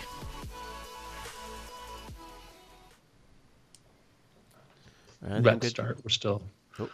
in front of the peoples there. You can wave if you like to our. Hi. Hey! Yeah, it's totally my girlfriend. I Pulling a string here. All right. All right. Ow. Thanks, Uber staffing. All right. I think we're good to go. You good, Andrew? Gum good. All right. Take it away for After Things in 3, 2. Hello and welcome to After Things. I'm Andrew Main, joined by Brian Brushwood. Hello. And our other co-host, who's always the co-host and will never not be the co-host, Mr. Bryce Castillo. That's me, Bryce, the third man on this show, Castillo. Hi, everybody. Third man. The third wheel, they call me. But if it's a tricycle or big Hey. wheel, it's kind of a critical wheel. They call me Trike for short. That's right. Trike Castillo. Trike Castillo. Hey, Tricast on Twitter. I missed that, but that's okay. I miss a lot of. Remember last week I talked about, hey, there's this cool thing about like just in China, like audio and downloading and stuff. Oh And yeah, we're like, the education podcasting subscription model from last week. yeah, or just standalone buy individual episodes of a thing. Just buy a thing, just sell an individual episode kind of thing. Mm-hmm. So after the podcast, I'm like, this is a cool idea. Maybe start coding. Yeah. So I started coding and started working and said, how much work can I get done in a week? Well, it's been a week. How much work can you get done? If I'm any judge of Andrew Maine's skills, I would say very little work can get done in a week on anything. Hey, I thought the other guy So was I the judge. decided to think about it some more. How's the project going? Oh, I started to think some more. And I love when people are like, I did some thinking, like, so you did nothing. You did it's nothing. like, hey man, look, I just want to make sure when I do this, I do it right. I just, it's like I'm figuring stuff out. Oh man, hopefully, maybe. So I built a basic function version. So what this does is right now is that you can go in, create an account, upload an audio file and a cover art image of whatever you want it is that you want to, make available, put into some data about this. You enter in, I connect it to Stripe. So if you're a creator, you go connect through Stripe, does the round trip, authenticates you on Stripe, adds your Stripe credentials to there. So all of a sudden, you get paid a commission every time somebody purchases it. A regular person can go in there, can go buy an item, and then they get the download page, they get an email notification, this is the thing you bought, whatever. And I'll talk to you offline. I've added a really kind of nifty feature that I'll say when we get closer to this, that I think is kind of one of the killer ways that this thing makes it useful. But I've got it that far. Now what I've been doing is I'm spending the last day building a server that will take the audio files when you upload them and automatically add cover art to each individual episode. Like if you're going to do a standalone episode, to add the cover art to it. And then, so if you download as an audiobook, it has the cover art, and then also just take that one file and make it an audiobook format and all that. So I could have it, leave it on the end user, the creator, to say, hey, you got to go do these things. But I'm like, I'd rather just do it on my end, figure out how to make it just as painless as possible. Well, and that's we've talked about this before. Some friends of mine wrote a book titled "Be Like Amazon," and one of the way they graphically depicted things is like, look, in these gears, no matter what the content or the merchandise or the whatever engine is, there will be some amount of friction. What Amazon figured out how to do is to take on the maximum amount of friction so that the owner of the author of the thing experience no friction, and the purchaser of the thing experiences no friction. Now that means that friction doesn't vanish. Thermodynamics, man, that friction is still there. And but they took on the responsibility of all of that friction and made it feel like a seamless experience on both parties. And that's why Jeff Bezos is now the richest man on the planet. Yeah, so that's what I've been doing, is trying to, one, from a buyer point of view, somebody wants to buy the content. I use Stripe integration. It's seamless. Stripe works, whatever. And I did some cool things. Like if you go to buy something and let's say you don't have an account, you still get access to it. If you have an account, it's all in your library. If you buy it without your account, but then you log in, it's still there. Tie it to your library. Yeah, and then there's some, again, I'll tell you offline about kind of a cool thing. I told Justin, like, yeah, it'd be really cool if we could do this. I said, oh, that'd be great. I'm like, all right, I think I can do it. And then I figured out how to do it. And nobody I know is doing this thing, and I want to do a couple things that sort of surprise and delight people by ease of use. On the creator end, now I'm working on, like, I can individually process files and do the things I mentioned for this. I'm trying to build a platform that just a server that handles, because I've got to do some stuff in like FFmpeg and tagging and stuff like this. And does this also have a player? I'm assuming it has a player attached to it. So this is what's going to be nice about this, is that it is agnostic. I mean, I guess I'll tell you the killer feature is going to be is when you create an account, you put one feed into your podcast feed, and every new item you buy goes into that one feed. Oh, that's clever. So you don't have to download anything. You just and so you buy it, and then boom, it pops up, and it's ready. You can download it as an audio. So essentially, really clever. it's like a wrapper. It's like a wrapper, as if I'm subscribing to one podcast. Only that podcast is titled "All the Things Brian Wish He Knew More About," the podcast feed, and maybe. Depending on the price per unit and the type of content that's being shared or whatever, all I know is that when I have either 10, 15, 25, 50 minutes or whatever, I can jump in and get these knowledge upgrades. Sort of like I guess similar to I do the Headspace, new packs show up or whatever, but that's all in that one app. So this is already in whatever my ecosystem is that I'm already comfortable being in. That's fascinating. That's fascinating. It's a good idea. The idea is to get away from making you have to have an app. That was because I could build an app for this, but it's like, why not play nice with people already using podcast players, or they're using audio players on Android, whatever, to play audiobooks. So I figured out how to create the formats for all that. That's part of the reason why I was doing each individual file has its own artwork. So when you open up your player, and I've been testing this, and it's funny because I'll add one, I'll forget about it, and my phone will go, "Oh, you've got a new episode of this thing." And I'm like, "Oh, wow, there's the latest one I made and tested." And it just showed up because I plugged it into my podcast feed on here. And that's really smart to lean on the player functionality of podcast players, because those are already rather media rich protocols, right? Like they are used to having album art and metadata information, even if the audio file doesn't. Like I think a lot of the stuff we send out doesn't have any metadata stuff to it, but because the podcast apps all fill all that stuff in this other way, that means we can have show notes. That means that they can they can view show notes and they can tell where timestamps are. So you can have chapters. Those are more of a file metadata thing, but you can have chapters as an integrated function of most players. So you're leaning on an existing platform, an existing library. The idea that you already have a podcast player, or you already have a thing that plays audiobooks. That's my goal. Was like, I wanted to make it just, and now again, there's no copy protection on it. I mean, but again, copy protection's a laughable lie anyways now. Right. And I have, ways to meter how many times this particular episode has been downloaded, whatever. My goal is to say, like, how would I want to use this? If I go like, oh, I bought this, now what do I do with this file? And a lot of and that's the friction part is, one, the easiest way is if I'm a person that can say, oh, it's an MB4A file, it's an audiobook, and iTunes knows this, or it's a podcast. I know how to listen to, most people know how to listen to podcasts now.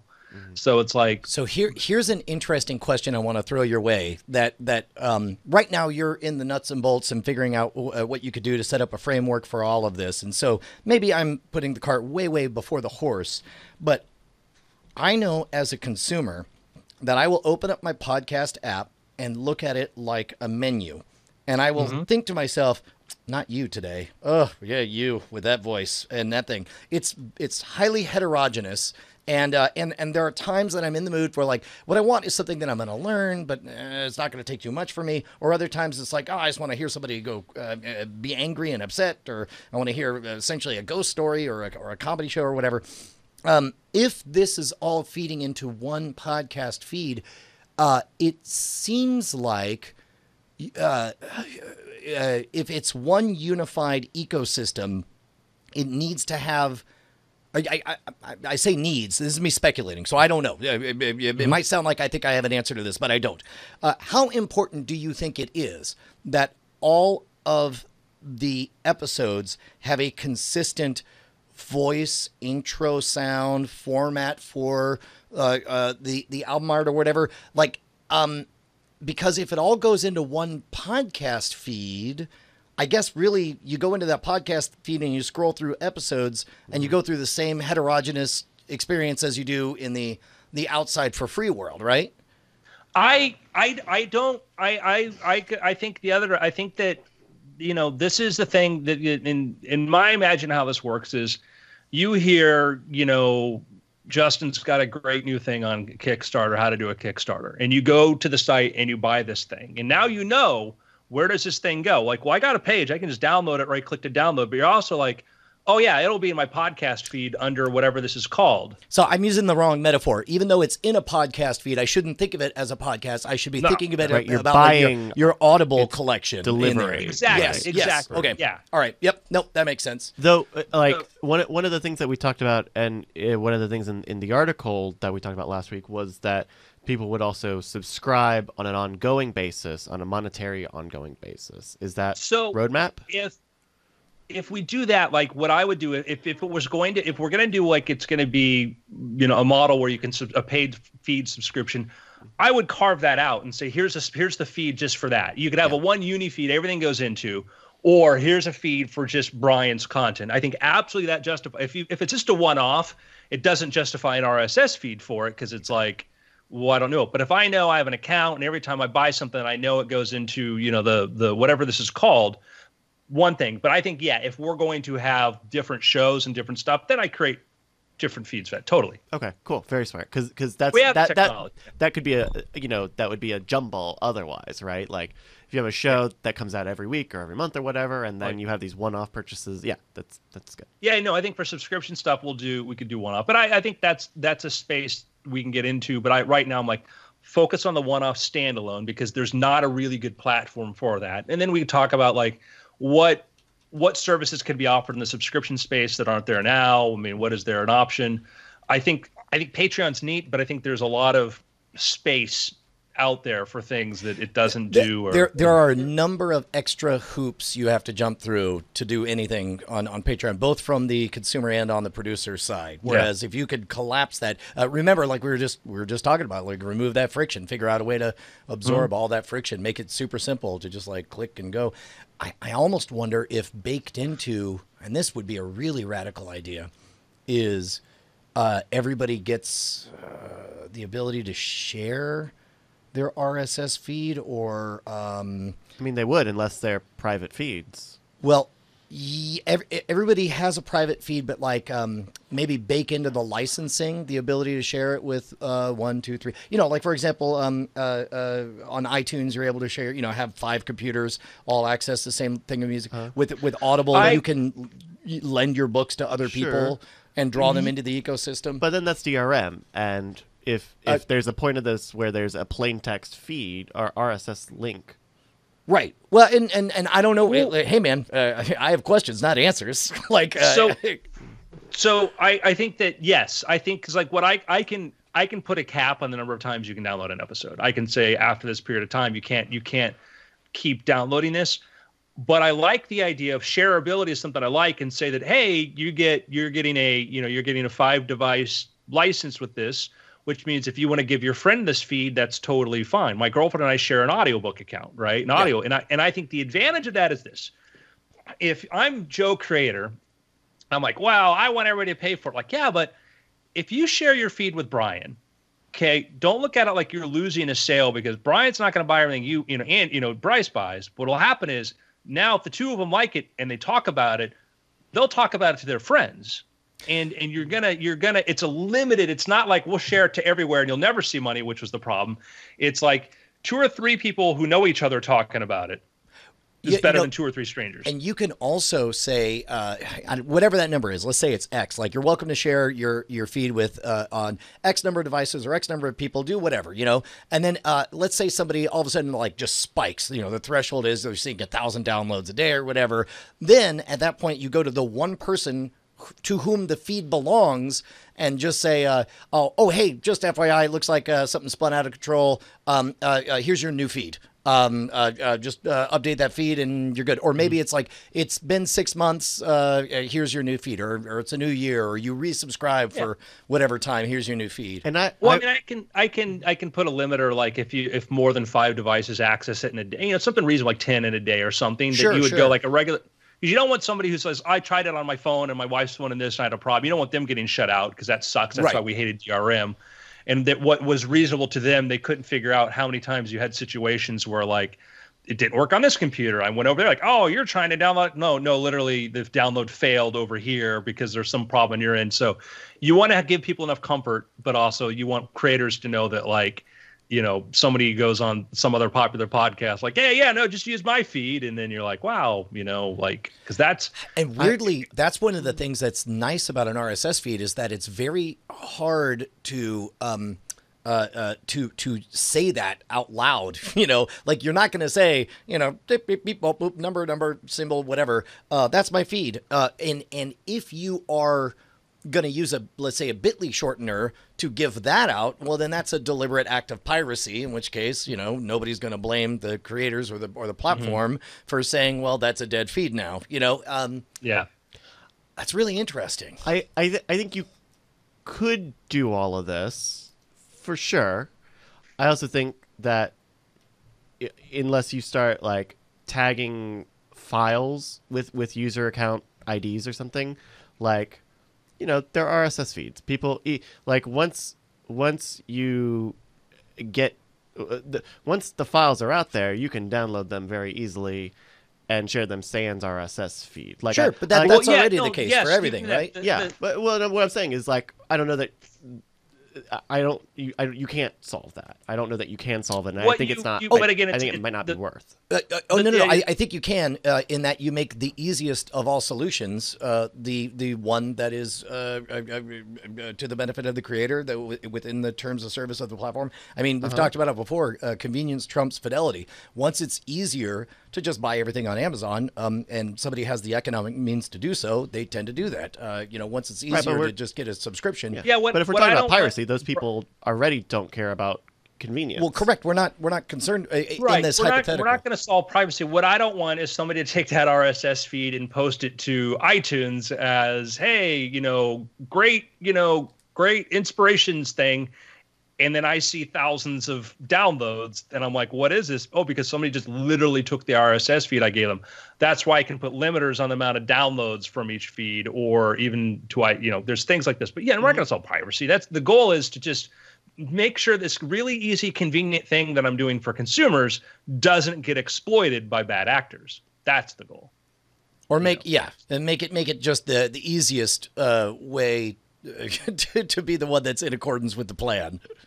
Yeah, we'll figure. I mean, it'll be an ongoing thing, and I mean, all of your input is super, super helpful, because it's like I can have an idea in my head of how this is going to work, but then the reality is, different. But that's the track. So that's my goal for the next few days, is to work on the server which handles the processing of these files, simplifies this. I've got I've got an idea too how to simplify artwork creation, and I want to solve all the creator problems to make it very easy and effortless, that you can focus on the quality of the episode and not worry about all the metadata and all that other stuff. Can I throw you just a completely wild ass idea that would, because we talk about reducing friction. I think we've talked a lot about looking at it from the consumer side. I'm gonna let's accept as a postulate that there's a lot of really talented people who have important things to share with the world, who have not yet shared it, and whether it's because they lack a financial incentive or comfort with the technical skill set of what it takes to put something out there. I could imagine, what if somebody was making these modules and didn't, it's going to sound like I'm trying to pull a trick, but it's not meant to be a trick. But let's say you pulled a trick to all of every community or every town has a clinical hypnotherapist who teaches people to stop smoking. These mid-level professionals with masonry experts, construction engineers, whatever. What if you went to them? You didn't even have to go to them. What if you said, hey, this is a 20-step program, and now you've written a book, and here's how you do it. You'll get paid the entire way through. So you have, let's say, 1,000 customers at whatever your practice is. Let's say it's hypnotherapy, quit smoking. You've learned some number of things. Here's the plan. You're going to make 20 content modules in general. The first 5 should have to do with this in general. Let's talk about the challenges. Let's talk. Come up with a few stories of things you overcame, blank blank. The second 5, third 5, fourth 5, and then it's like you're going to start recording these 20-minute modules. And here's some advice on making them good. And then as you go, you're going to be able to release them. Your customers can get them. You buy them. By the time you hit 20, we will send you a file that has everything transcribed, and now it's in print format. And if you want to edit it yourself, because now you have a 60,000 word book that you've written, positioning you as the expert in whatever the thing you're an expert in. And then if you want, you can edit it yourself and publish through all the publishing means. Or here's this other thing over here where, for a percentage of sales or whatever, we'll chop it up. And guess what? You've now written a book. You've now done a thing. And the whole way it feels like you're eating that elephant one bite at a time and don't even realizing it. You do each 20-minute module for the purpose of having a $1 or $2 or $5 download. But by the end of it, all of a sudden you now have something that grants you the authority, if not actual authority, then what we perceive as authority, having written a book on it. I think that's a model work. I'm excited about the idea of the role of the producer being somebody who can say, hey, what I do is I go find interesting professions and I produce these 2-hour-long episodes. I'm going to do a 2-hour interview with a couple hypnotherapists and how they can help other people. I'm going to sell this as standalone. I know nothing about it. And then next week, I'm going to go do some interviews with some cops and talk about policing and blah, blah, blah, blah, blah, or detectives, like what that's like. Week after, I'm going to go do one on plumbing repair, or, you could, as a producer, the cool thing is the idea is you could say, hey, it's a new platform in which you can create people who do nonfiction content, like specialized sort of stuff on that. And that's the exciting thing to me is that for somebody who says, because there are a lot of people who have this knowledge, but they're even, no matter how easy we make the platform, even having a microphone and just saying, just do this will still be a step too far. But if somebody says, hey, let's do a Skype interview, and then I can build into this, I built already into the system. Hey, I'll give you, 20% of whatever this makes automatically. And that's in the system. So if I interview you and I say, hey, you'll get 20% of every time the transaction is made. It's pretty good. Because then all of a sudden you begin to identify the same structure that works on a nonfiction book about, real life experience from a cop on keeping your kids safe will, in general, you'll be able to, match the broad strokes, the same thing on quitting smoking or on acupuncture or whatever it is the various people are experts in. You could tease out those structural elements in there. You could, I'd be like, I'm going to do a deep dive interview with, people who worked on sci-fi shows, or something. But and that's part of what I'm trying to do is there's the friction part, and then the incentivization part is to say, how do I incentivize somebody to go create content who goes because, I've seen how it works with ebooks and seeing ebook, you understand, I write an ebook and then I sell the ebook and the ebook's available on this platform. I think with audio, we're on the verge of, Audible's huge, but I think we're on the verge of this.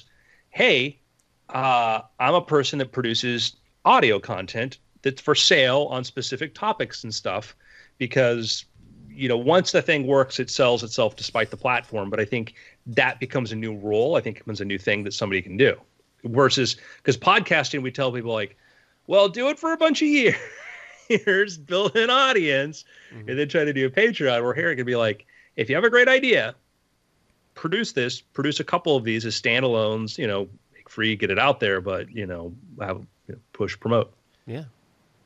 Yeah. So. No, and then we get back to that. And we've talked about this on the show before. It's that whole use a platform to build your own platform, and then other people use your platform to build their platform, and so on. Yeah. That's really interesting. Dude, well, congrats. I'm glad to hear that you've made progress. In astonishing Andrew Main time. Well, next, but it's obviously, it's one of these things where I could go, hey, the thing is done and it's ready, but it's no, you've got to, it's the friction. It's just because you make a thing there's a point at which you go all right, I'm adding too many features, but reducing friction's not a feature. Reducing friction is a goal. So that's the goal I'm trying to do right now is just to make it, hey, I recorded this. What do I do now? Just upload it, and now we'll take care of the rest and get rid of the things that are frustrating when I try to do that elsewhere. So I have an idea I found a domain name I like, but it's like $4,000. Oh. So I'm in that sort of mode going. I mean, I'm willing to sell. I could tell you like it a lot. You're talking about boobjobdisasters.pizza? Well, I think it's got all of the right keywords. That's what people do, is they really get their keywords from the top level domain. Yeah. So anyhow, that's the step where I'm like, well, I don't think this name's going to get bought immediately. I did have one of those moments 2 weeks ago. There's a certain name that Bryce and I have been talking about a lot, and I realized I hadn't bought the domain. I paid a. Did you get it? Yeah, I did. Okay. But it's the first time I've ever paid more than $15 for a domain. Uh-huh. But How it was much only was it? $350. That's not too bad. Super worth it, right? I've paid a couple thousand for them once before. Yeah. Oh, you have? That, Yeah. That's a fine price. I think. Okay. It's kind of $200. But still, that was a weird, like, we all have these blind spots, and for whatever reason, just never occurred to me. And suddenly I was like, Well, yeah, 'cause There was definitely a day. We won't say the name and all, but there was definitely a day where I was like, oh, I don't know if Brian's Googled this name. What if there's someone else is using it? Thankfully not. oh It's yeah, mostly a bunch of, like, I news had articles and Googled stuff, it, and but so I knew it looked to be a fairly wide unused open name. space. Yeah. Anyway, But this but is all- I realized, like, in casual conversation, I had been saying speculating it a about lot, it. Yeah, telling and then I everyone. realized, oh wait, now that I've decided, I need to let's just secure bleep blah bloop. Yep. Oh, bloop, bloop, bloop. Got it. Whenever I go pitch a TV show, I go get the domain first. Yep.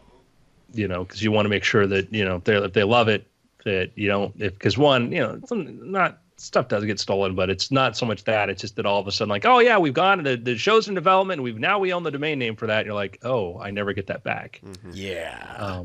So that's a consideration there. Let's go to a question, and this is a very, very good one. This is, let me pull this up here. It's from Ken. Oh no, sorry. Go ahead. Yeah, no. So yeah, this is from our good friend Ken Peliashok, who says, I'm a full-time programmer, part-time stand-up comic. I recently wrote a sitcom pitch with a pilot script for a joint CBC Just for Laughs contest. I didn't win, but I knew the odds were against me. Or the odds. Anyway, I think the script is good, though I realize the world is full of people who think their script is good. Thought I might shop it to other Canadian networks or streaming services, but I don't have an agent and believe that would help. I'm subscribed to a newsletter casting call email for an agent who sells this one-day workshop. See itinerary below. This is from July. It's expensive enough that it'll be difficult to convince the wife. Should I go, or am I throwing money at a quasi-scam? Bryce, you could have saved this guy. I've bolded the elements that interest me most. So one script deliveries, privately a one-on-one with, catered lunch, finding an agent, social media branding yourself. Okay. I looked this up. First off, Ken, from everything I understand, I'm assuming this is the same person that I Googled that does Canadian, does the same list of things. This is a workshop for how to be a TV host. When they say script deliveries, it literally means I'm reading a script. This is how I'm going to deliver the script and present the script, not actually like pitching, network Scripts. stuff like that. Yeah. I think that then the price that I saw was like $250. If you were interested in being a host, I don't think those are the worst things. I don't think it's the worst thing to do because sometimes some of these things can be very scammy. And the question for after things, never paying an agent before getting work. You're not paying an agent. You're paying somebody to tell you how the business works. Paying an agent means I'm going to pay you to represent me, and that's just BS. That's not the way that it's done. That's complete. If somebody agent says I'll represent you, but it's going to cost a manager or anybody, that is a scam. Run away, run away, run away. Here, if you're going to a seminar, a one-day thing, and it's this one, try to find out if other people have reviews of it, what they've thought of it. But I found that I've gone to a couple of these years ago when I knew nothing about the business, and spending $250 US or Canadian just to be in the room and listen to somebody who's at least been notionally in the business wasn't the worst thing in the world. Couple $100. When you start getting into thousands of dollars, totally outrageous, not worth it, BS, don't even go there. A couple $100 if you wanted to be a TV host or find out about it, not bad. I've spent, for on-air hosting stuff, I spent tens of thousands of dollars on coaching and stuff like this, when I had a show. So, and that paid off and that helped tremendously. For this, if you want to do that, but that's not what you want to do. He wants to submit scripts. Yeah. So, my suggestion is, if you want to submit scripts and you don't have an agent, the way you can kind of do this, one of the ways you go do this, and and here is the shortcut into the business. This is the shortcut. This is how Brian does it, how I do it, this is how we do it. This is the way it works. We almost never go to a network directly. We never have, hey, I have an idea, I'm going to go to a network. I've pitched networks directly, but really the way most momentum happens is you go to a producer who has a relationship with the network. Okay? Producers are extremely approachable because networks are in the business of buying, which means that they get to say no to a lot of things. Producers are in the business of selling, which means that they need lots of product to try to sell. So their doors are always open for people who say, hey, I've got an idea for this. I would try to find, what are some production companies around there that are selling television content, and you will find out that every one of them has a development exec, has groups of development execs, and their job is to take pitches. It's so do networks, but networks are very discriminating who they listen to. Go to a producer. Yeah, I think you and I might have different tolerances for how much to pay for business classes. Specifically because it depends on whether if you're paying for access and you think that somebody is going to save the day and open up the door to a brand new world, then no, I agree. The threshold is a few $100s, but if you're looking, there have definitely been multi-day courses that I've taken that have been in the thousands of dollars that I regard as possibly one of the best investments I've ever made in my entire life. I'm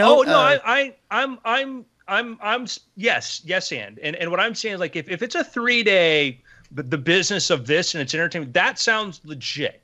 If it's one of these things, a couple $1,000s to meet with this person because they promised to help you get connections. Yeah, Brian is agreeing to piece. Yeah, yes, the podcast. Like, yeah, that's it. But yeah, there are multi-day, several $1,000 courses, absolutely worth it. In entertainment, the danger is there's so many predators out there that are willing, because you have a dream.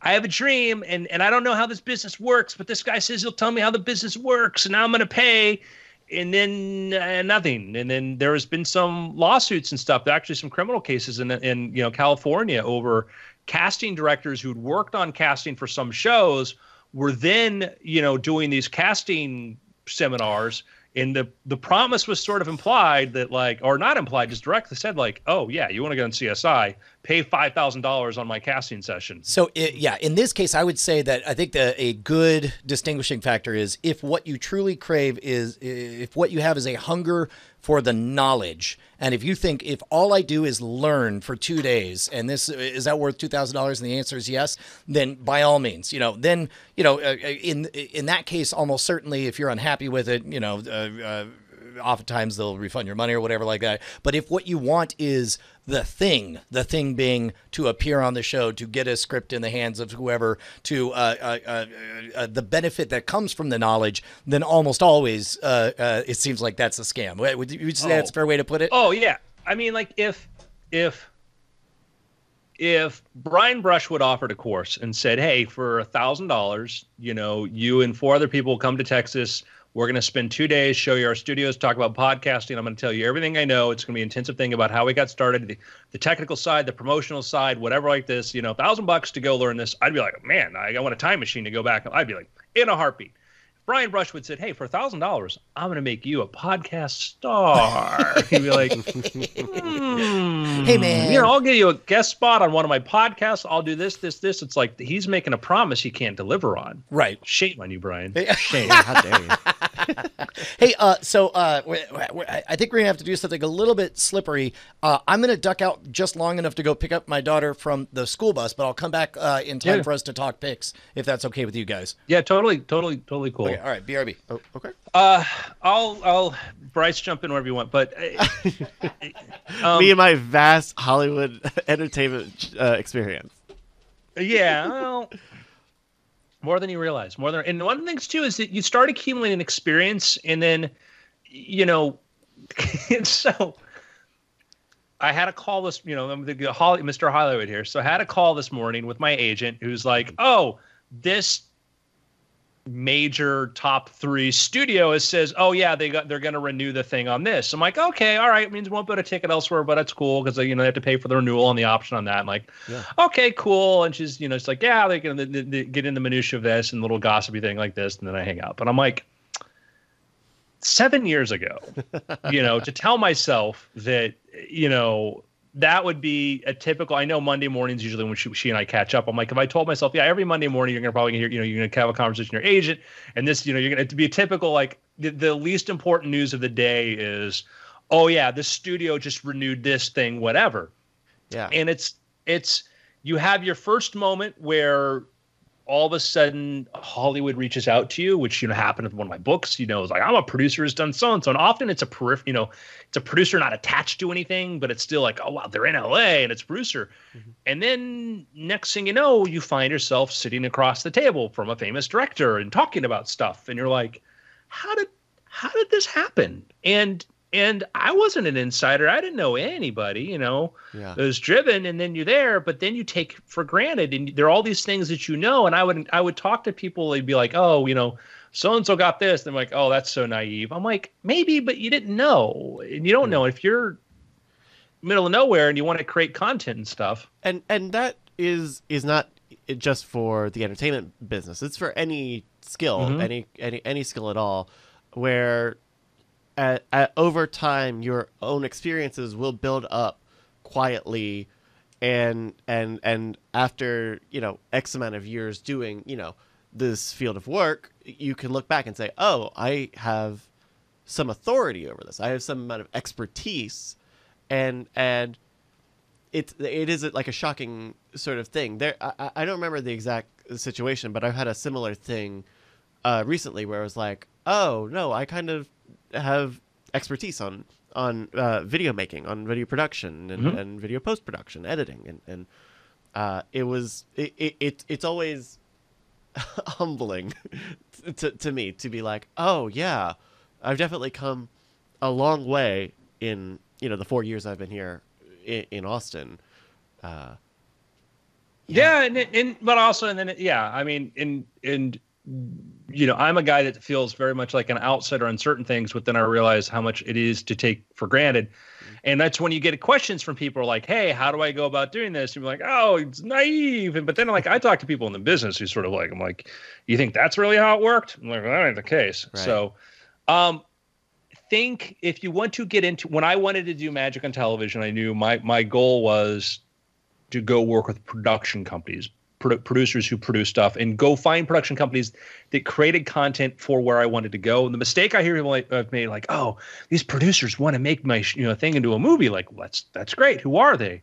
Oh, they did this. What have they done? Like, I don't know. And you look up their IMDb, like, these guys, like, this guy was like, a craft services guy on this TV show. Like, and he got that job because his brother did it. Like, not to say that they can't be producers. They're not just, mm-hmm. what it means to be a producer, but I'm saying, like, be careful about, don't get too excited if they're just because they say they're producers, they're into it or whatever. Or be conscious of what you give up in a situation like that, right? Yeah. If you are talking to someone who is not a proven talent, well, you'd better have a significant amount of ownership still in whatever you're handing over to them, regardless of how it turns out, because you are taking such a gamble in an already risky business. Mm-hmm. Yeah, I've had friends got excited, like, oh, I just so and so, they want to make this, and like, what do? They did this show. I'm like, that show was 25 years ago. Right. Like,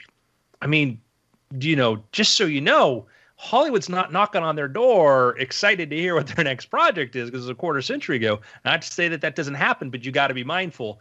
But my advice, like to Ken, is just that, hey, you have a script, you want to do this. What I would do is, find out, like, who are some producers that produce the kind of content you're into, reach out to them and talk to them. Because, again, it's not as scripted is hard. Scripted is hard.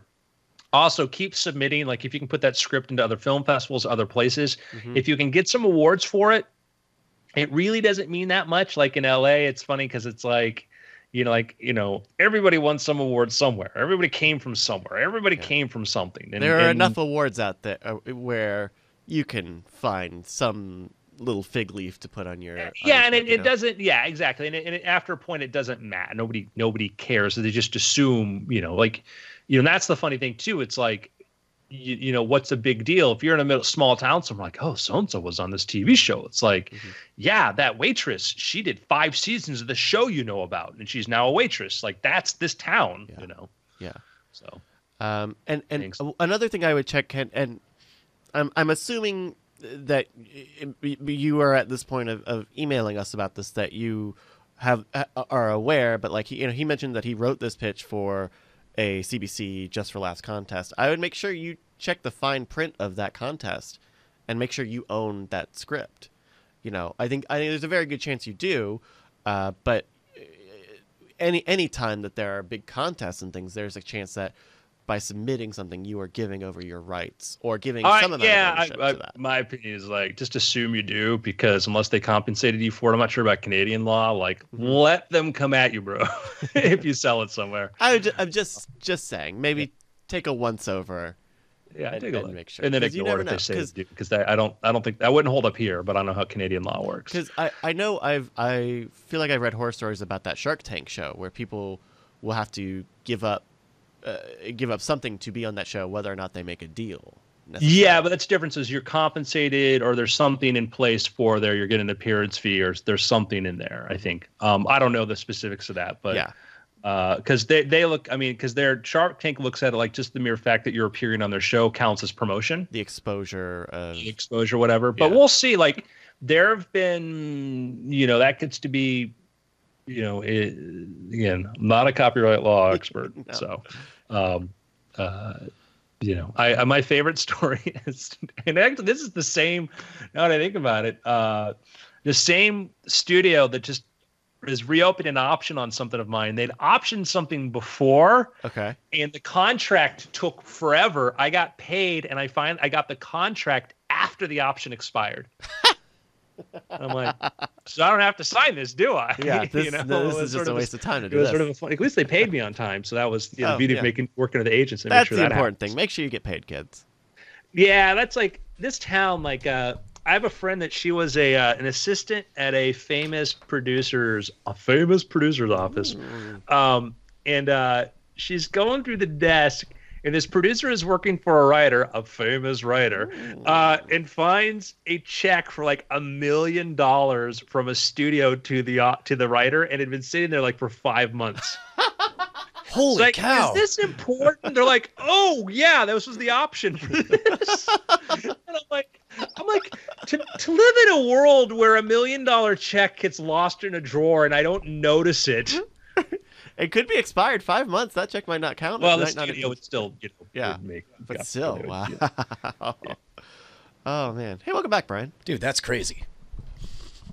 It was Meanwhile, a famous person. It was a famous person. Did I mention they were famous?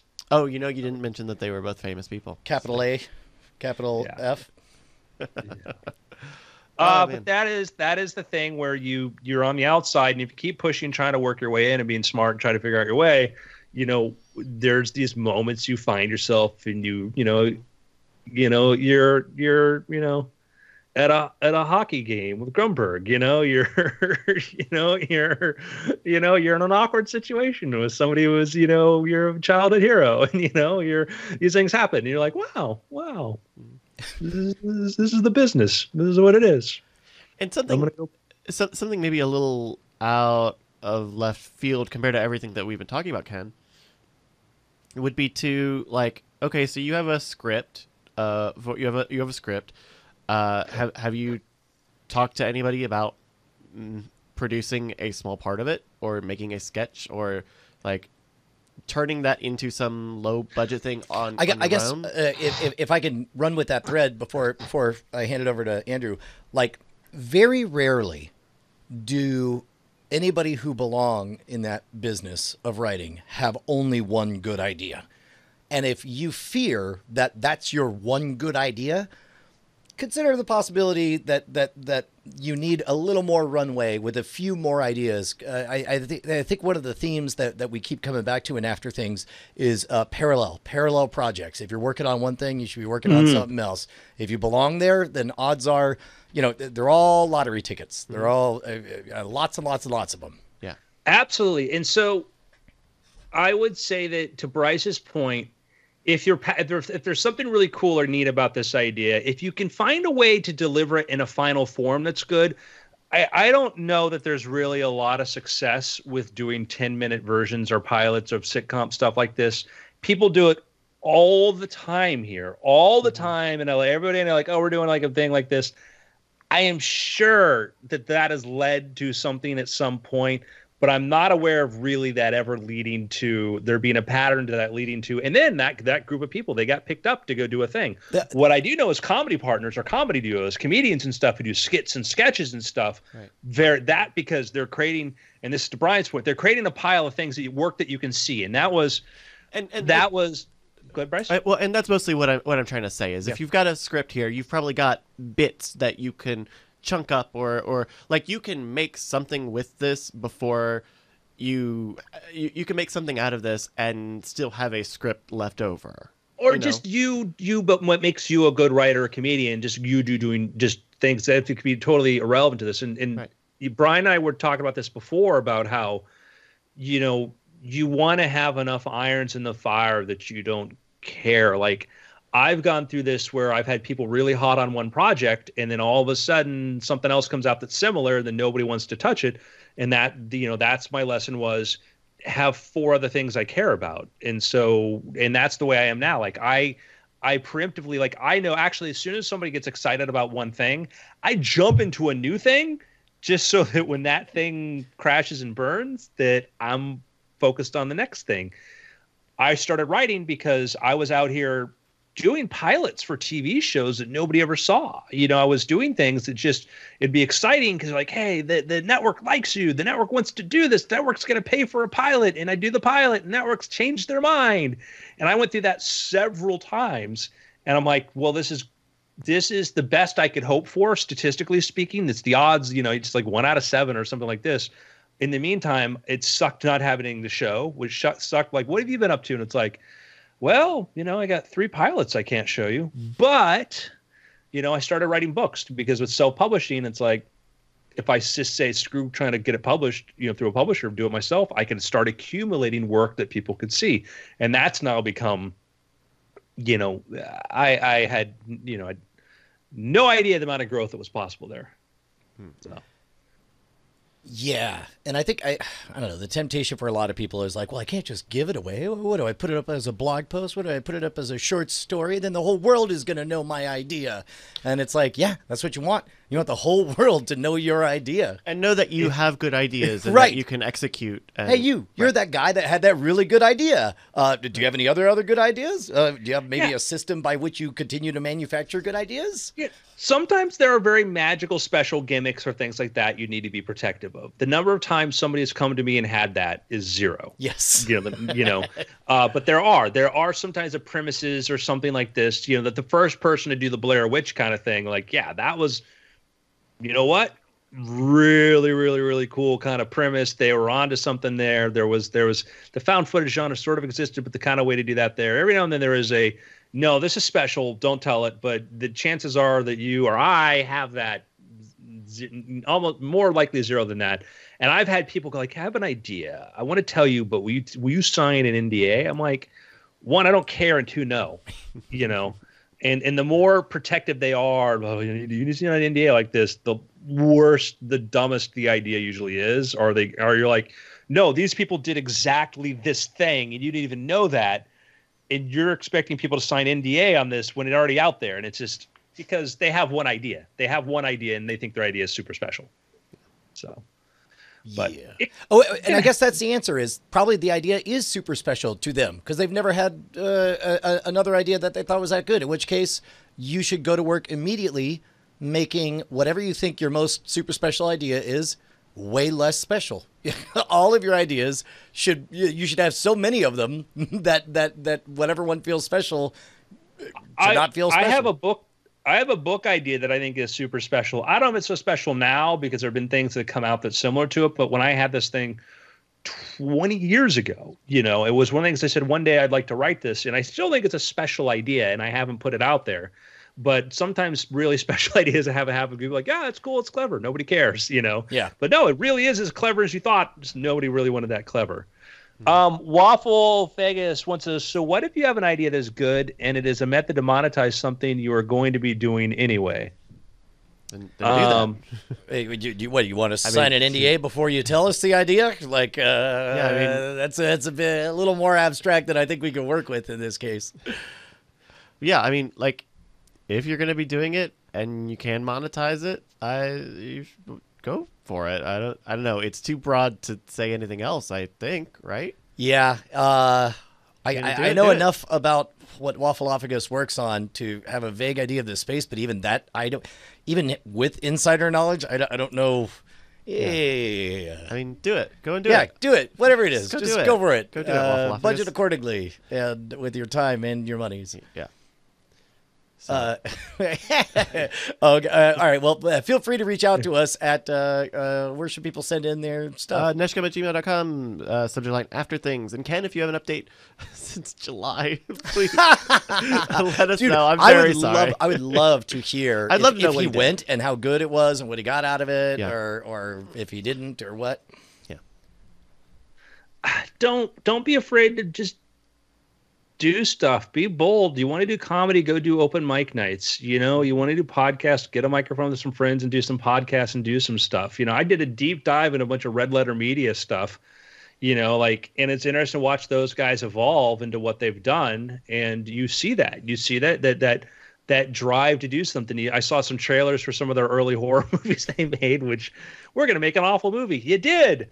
But and the thing you're doing isn't necessarily the thing you'll be doing 5 years from now, but just do stuff. And that's just, man, like, I hate it when I'm like, people are like, I'm thinking about doing this. And like, you told me a year ago, you're thinking about doing this. Like, just make a thing, Yeah, but I will say, if what you are truly seeking is knowledge, don't feel bad about paying for knowledge. If don't expect anyone to swing open doors to if you think you're buying a shortcut, it's almost certainly a scam. If you think you're buying knowledge, then by all means, pay premium price for knowledge. It's good stuff. Yeah. And don't be afraid to ask people too. Like there's the funny thing too, is it's like, there is so much knowledge willing to be had for a beer or lunch or whatever. If you just say, hey, I'd like to pick your brain because I'd like to figure this out and whatnot. And that was one of the things I found out. Like once, who works in the business? These people work in the business. Let me go talk to these people in the business. Next thing you know, they're telling me the business, and then they're treating me like I'm in the business. And then, do you want to do business? And it's like, wow, okay. Now that I understand what it is, so cool. Hey, my pick is the Weird picks? Things podcast. It's a good podcast. You should listen to it. Okay. Works for me. I've got to pick. I don't know if this is too much. So I don't know. I've been looking at. I watch a lot of YouTube. I got the YouTube Premium and all. And I You money bags. and I was clicking around, and I actually found myself really liking this channel on YouTube called Tasty. They're a BuzzFeed brand. They do recipes, but they also do like shows. So like one of the shows they're doing now is called I Draw You Cook, where they have a kid draw some food thing, something tangentially close to food, and then two Tasty producers will go and like try to make a version of the food, and it's like, this is really, all of their stuff is really well done, and we were talking a little bit about expertise a few minutes ago, and it's the sort of thing where I see their production values and the different things and decisions that they make, and think about ways that we can do some of the things that they're doing into our production stuff. I think BuzzFeed makes good stuff. I mean, there's a reason BuzzFeed is as big as it is, and I think Tasty capitalizes on their niche really well. So, also just like good recipes, whatever. I like to cook. So tasty. Yeah. Get off my back, people. What do you got?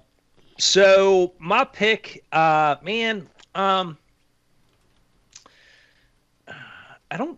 been playing with it. I don't know enough to say that, I recommend it. This will solve your problems, whatever. But like, I was like trying to build a server thing for what I've been working on and trying to build different parts of it. And one of the many services that Amazon has is Lightsail.